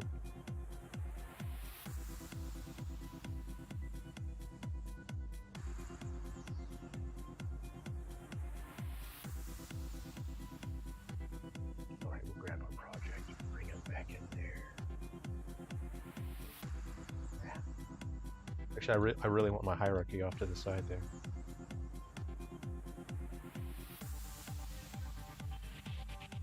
Oh yeah, Alex, I really hear you. Yeah, as a fan of side characters or lesser popular characters in games, so something like the Code Linker system really appeals to me as a player. How long did it take me to develop that whole system? It was one of the first things I was working on because I knew that I wanted to do a system like that even years after the games have come out, you'll still be unlocking new content. So it probably took a few months to get it fully functional and fully implemented, and now I have a system that I can now move across into multiple platforms. Yeah, so Galaxy Bound Curse is on the Game Boy and Game Boy Color. You can download the ROM and play it for free any way you want. So you can grab the ROM from our website, silverfallsgame.com, and that's Galaxy Bound Curse, and that has Code Linker. So that can create codes for other games, and like Luna Knight said, in 3 Down Stars you'll get a duck, and then the duck can accompany you on missions, and then he's just a killing machine. The duck can, he'll cover your flank, so if enemies try to flank you from the rear, the duck will protect you, and he'll just destroy enemies for you. I've had people that, you know, DM, and they'll just say like, man, I've been playing for hours, and this duck, man, like I can't get enough missions with going on duck, and then just I'm going on missions with like a machine gun and a duck and just tearing everything up. I love hearing stuff like that. And in Undertakers, the duck is in Undertakers as well. So again, if you code link Galaxy Bound Curse to Undertakers, you'll get the duck. And then in upcoming games, Fred, who's the main playable character, or one of the main playable characters in Galaxy Bound Curse, Fred will be unlocked as playable. So for example, in White Inside Its Umbra, which is the Wii U game that's coming up, if you code link Galaxy Bound Curse, you'll get Fred. There's no duck yet in White Inside Its Umbra, but again, the duck will return, you know.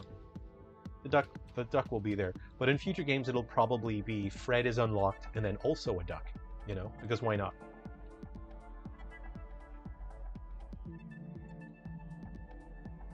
Okay, let's, so what I want to do, okay, here we go. Let's do this. We're doing it. Ready? Let's have a little area inside of here. There we go. We got a fun little area. A fun little area in there. Cool.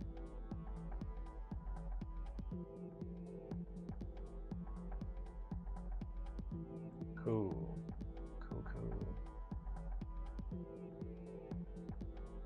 All right. Let's put that there. I don't like that. I don't like that at all. Go ahead and put that there.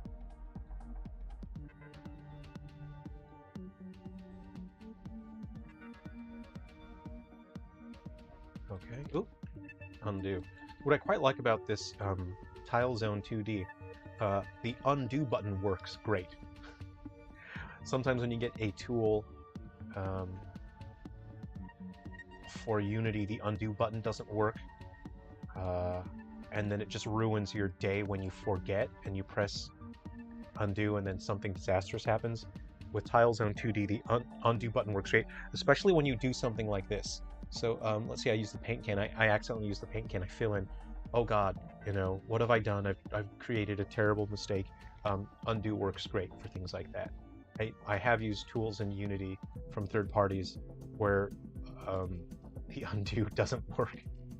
So, you know, it's you appreciate the little things in life, and undo is something I really appreciate. Oh, cool. Oh, that's gonna be tough because if you don't know that's in there, you'll miss it. Here, we'll do this. Get rid of that.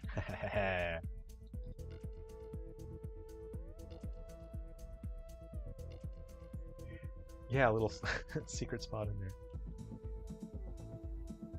Oh, thanks. Thanks for, yeah, Lunatites, you know, I really appreciate support. I really do. It really means a lot to me. It's especially, I really appreciate anyone that supports the games because early on, when Three Down Stars launched, it was broken because I had worked myself to the bone. I was so exhausted. Unity was super not working, and Unity kept breaking my project as I was trying to submit it to Nintendo. So there was things that I couldn't fix because the game actually just stopped working entirely.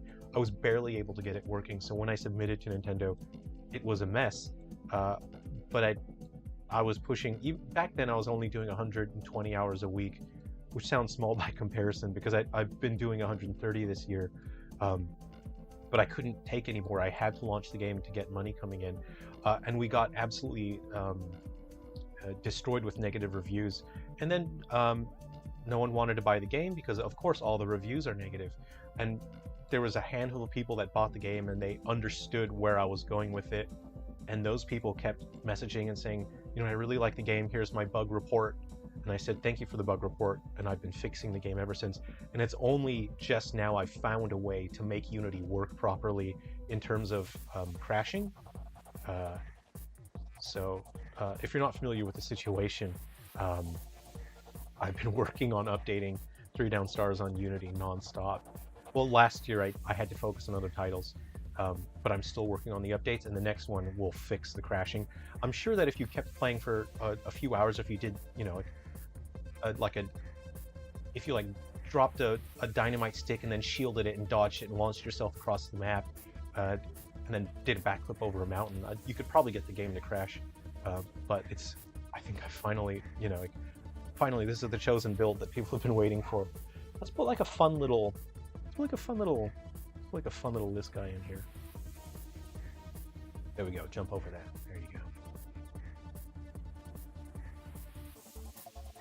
So yeah, the fact that people are enjoying and supporting Three Down Stars, it means a huge amount to me. It's really cool. I really do appreciate it. And that's why I keep working so hard to get updates rolled out to keep improving the game.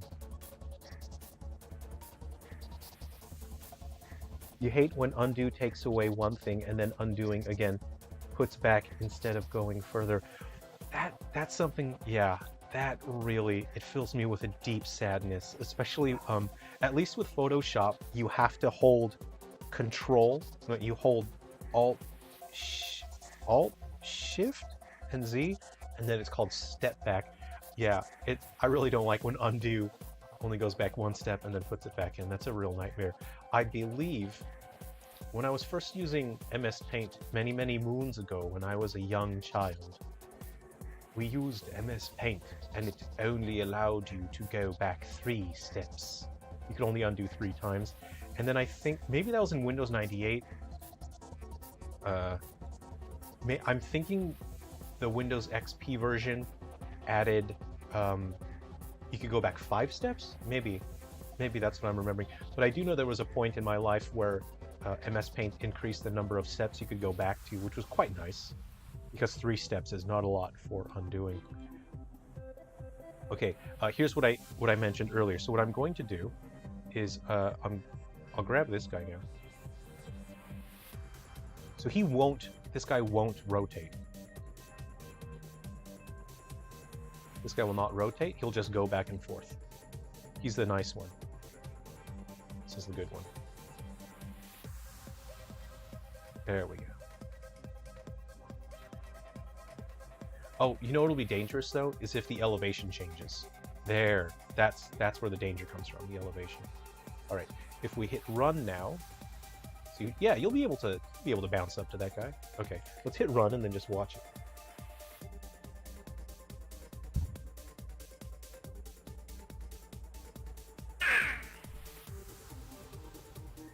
Yeah, I think later on in the bigger Frontier Fighters missions, I think there's certain levels that have so many enemies that cause the memory to fragment. But for the most part, yeah, you're right. Frontier Fighters is generally more stable. Okay, but the new version, ooh, wow, you know, loading is just, it's much faster. Um,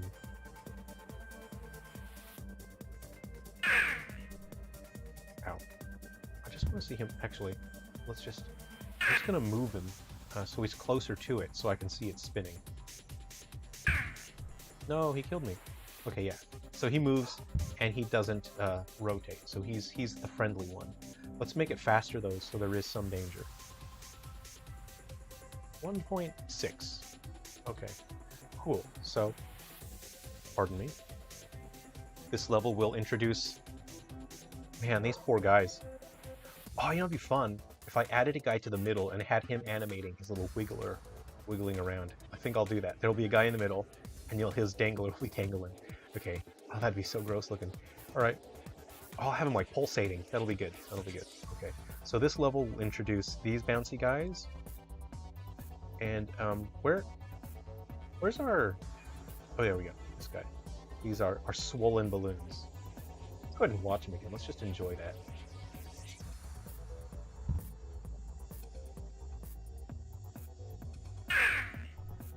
This is fun.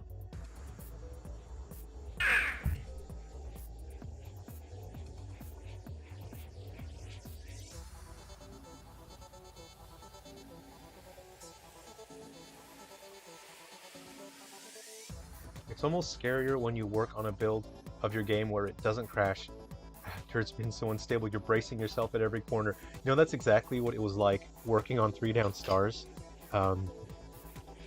For the most part, I would honestly say 85% of my development time was spent tearing apart the work that I had done, because it turns out Unity 3DS will crash.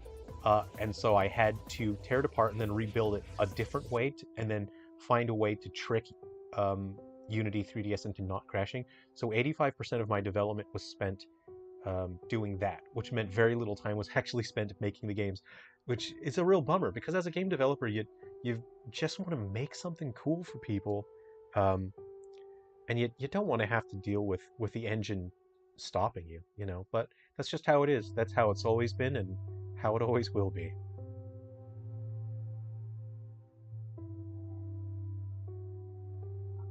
Yeah, unfortunately, because the load screens, they're going to be much faster in the update. The lore is going to be harder to read in the update for 3 Down Stars. So that's the one negative. Is, you know, maybe I could add like a button you can press so that it won't load the scene until you push the button, so that you have time to read the lore. Um, yeah, I think I'll do that. Maybe I'll do that. Yeah, it's a bummer, and and I was rolling out updates. This was, you know, after 3 Down Stars first launched. I was rolling out updates to fix things, and then people were quite excited about the features that I added, because I added a lot of adjustments that people were asking for, adjusting the camera, the way guns were aiming.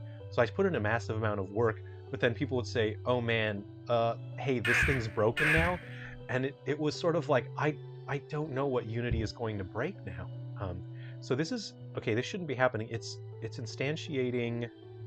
Um, oh no, it's not instantiating. This is my effects pool. Okay, good. Good, good, good. Technojade, that's those moments when you want to just throw the whole engine away. And you know what? That's why I originally canceled this game. So this is Ghoul Busters. If you're new to the games that I'm working on, this is Ghoul Busters. I've been working on this game since I started working on 3 Down Stars.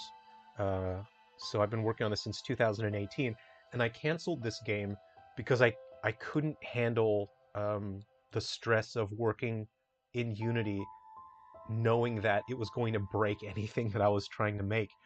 And so, and I disappointed a lot of people who really wanted Ghoul Busters on the 3DS, and I said, I'm sorry, I don't think I can handle it. It's so much work fighting Unity. I won't actually get to make the game because I'll be trying to trick it the whole time. Um, and so I moved Ghoul Busters onto the Switch along with our other titles. And then the whole thing with the eShop happened, where Nintendo announced the eShop. People got really bummed out. Um, but over the past 2 years, I've been pushing really hard to improve as a developer, and I'm at a point where I can comfortably make Ghoul Busters work on the 3DS now. I can really handle Unity on the 3DS, despite how problematic it is. Um, and how I've done that is, in my brain, I've erased anything that usually had any sort of value to me, and I've erased that stuff from my brain, and I've filled it all with information necessary to make Unity 3DS work. So, sure, I'm sure I'm missing a bunch of really fun memories in my brain, but the trade-off is now I can make Unity 3DS work. So that's how I've done that.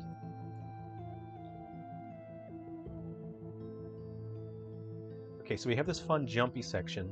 Okay, no one's looking? Is anyone looking? All right, this is just between me and you guys. I'll show you a secret. I'll show you the stuff that's in here.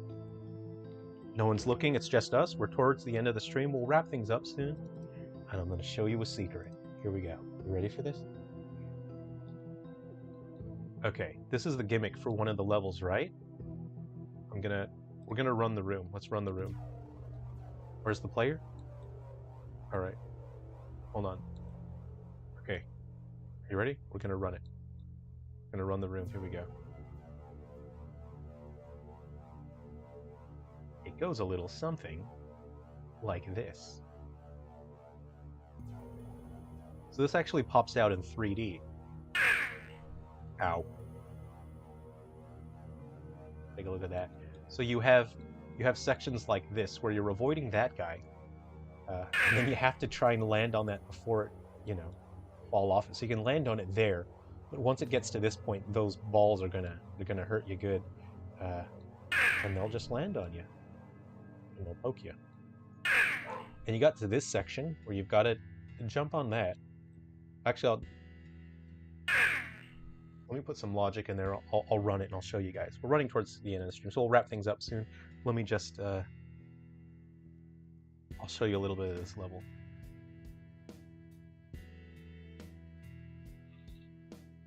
I had a lot of fun testing this last night.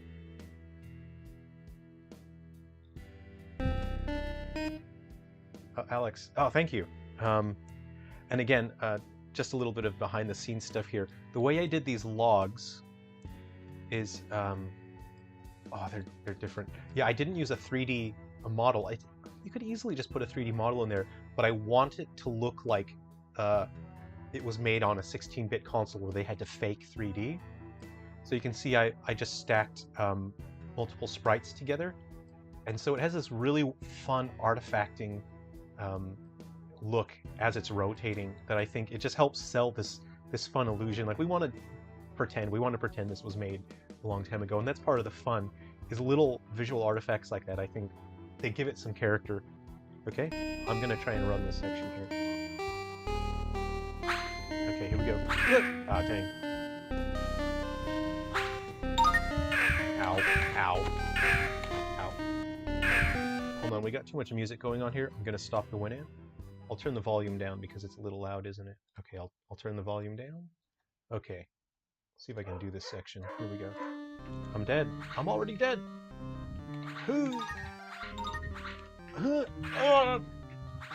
Ah. Yes, I made it. Oh crap. Oh, that one up there. Come on. No. Yeah. So I'm really happy with that kind of platforming. I really like that. So there's a whole level where that's the gimmick. Ow.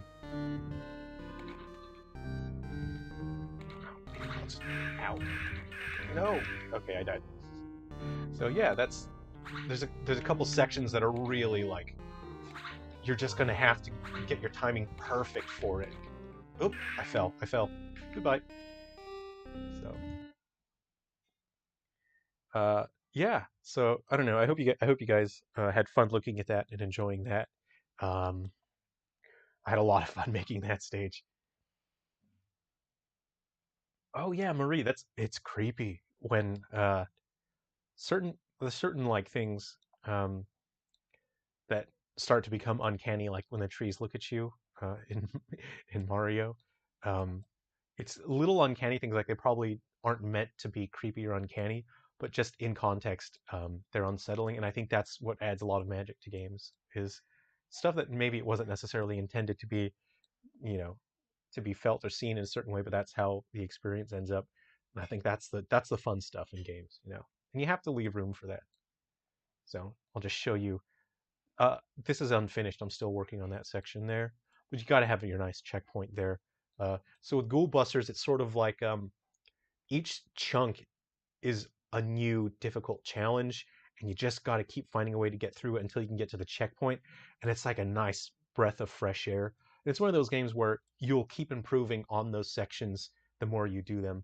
And again, I'm really inspired by the 90s games like the Ghost and Goblins type stuff where in Castlevania where it can just be brutally difficult, and eventually you just get your timing just right and you get through it and you get that clutch moment where you barely make it and you think, oh, that was close. Um, yeah.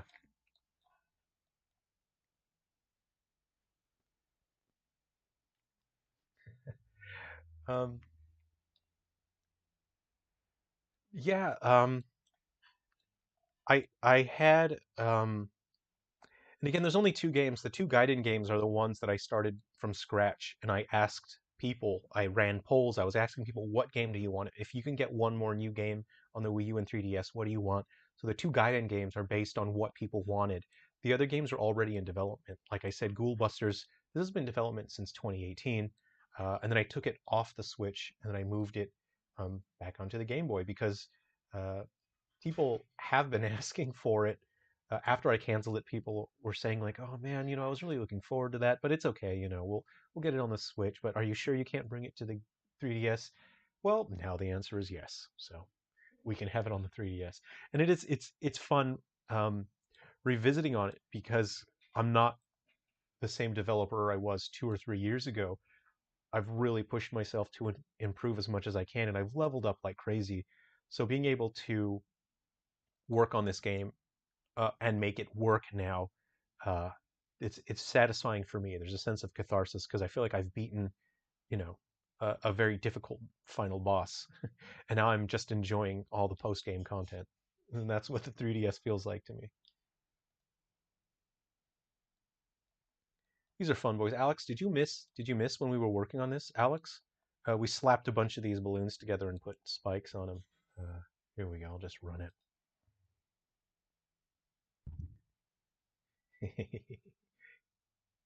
So you can bounce on the squishy parts and you get killed. I'll make it so he gets stuck to the spikes.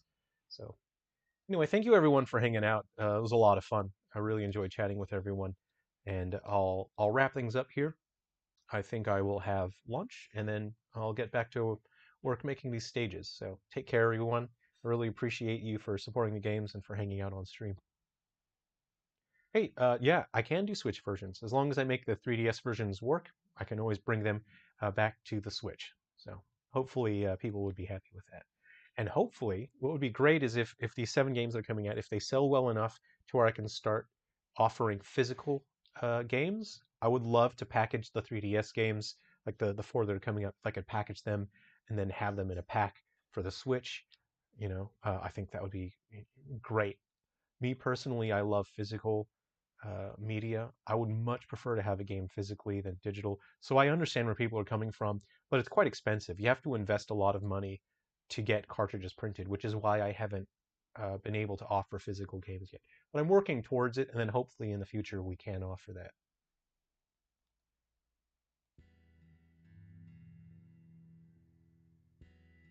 Oh, Marie, thank you. I appreciate that. Okay, take care, everyone. I appreciate you again. Have a great day. Take care of yourselves. Be well. And then hopefully we'll see you in the next stream and we can chat more. Take care, everyone. See ya. Thank you again.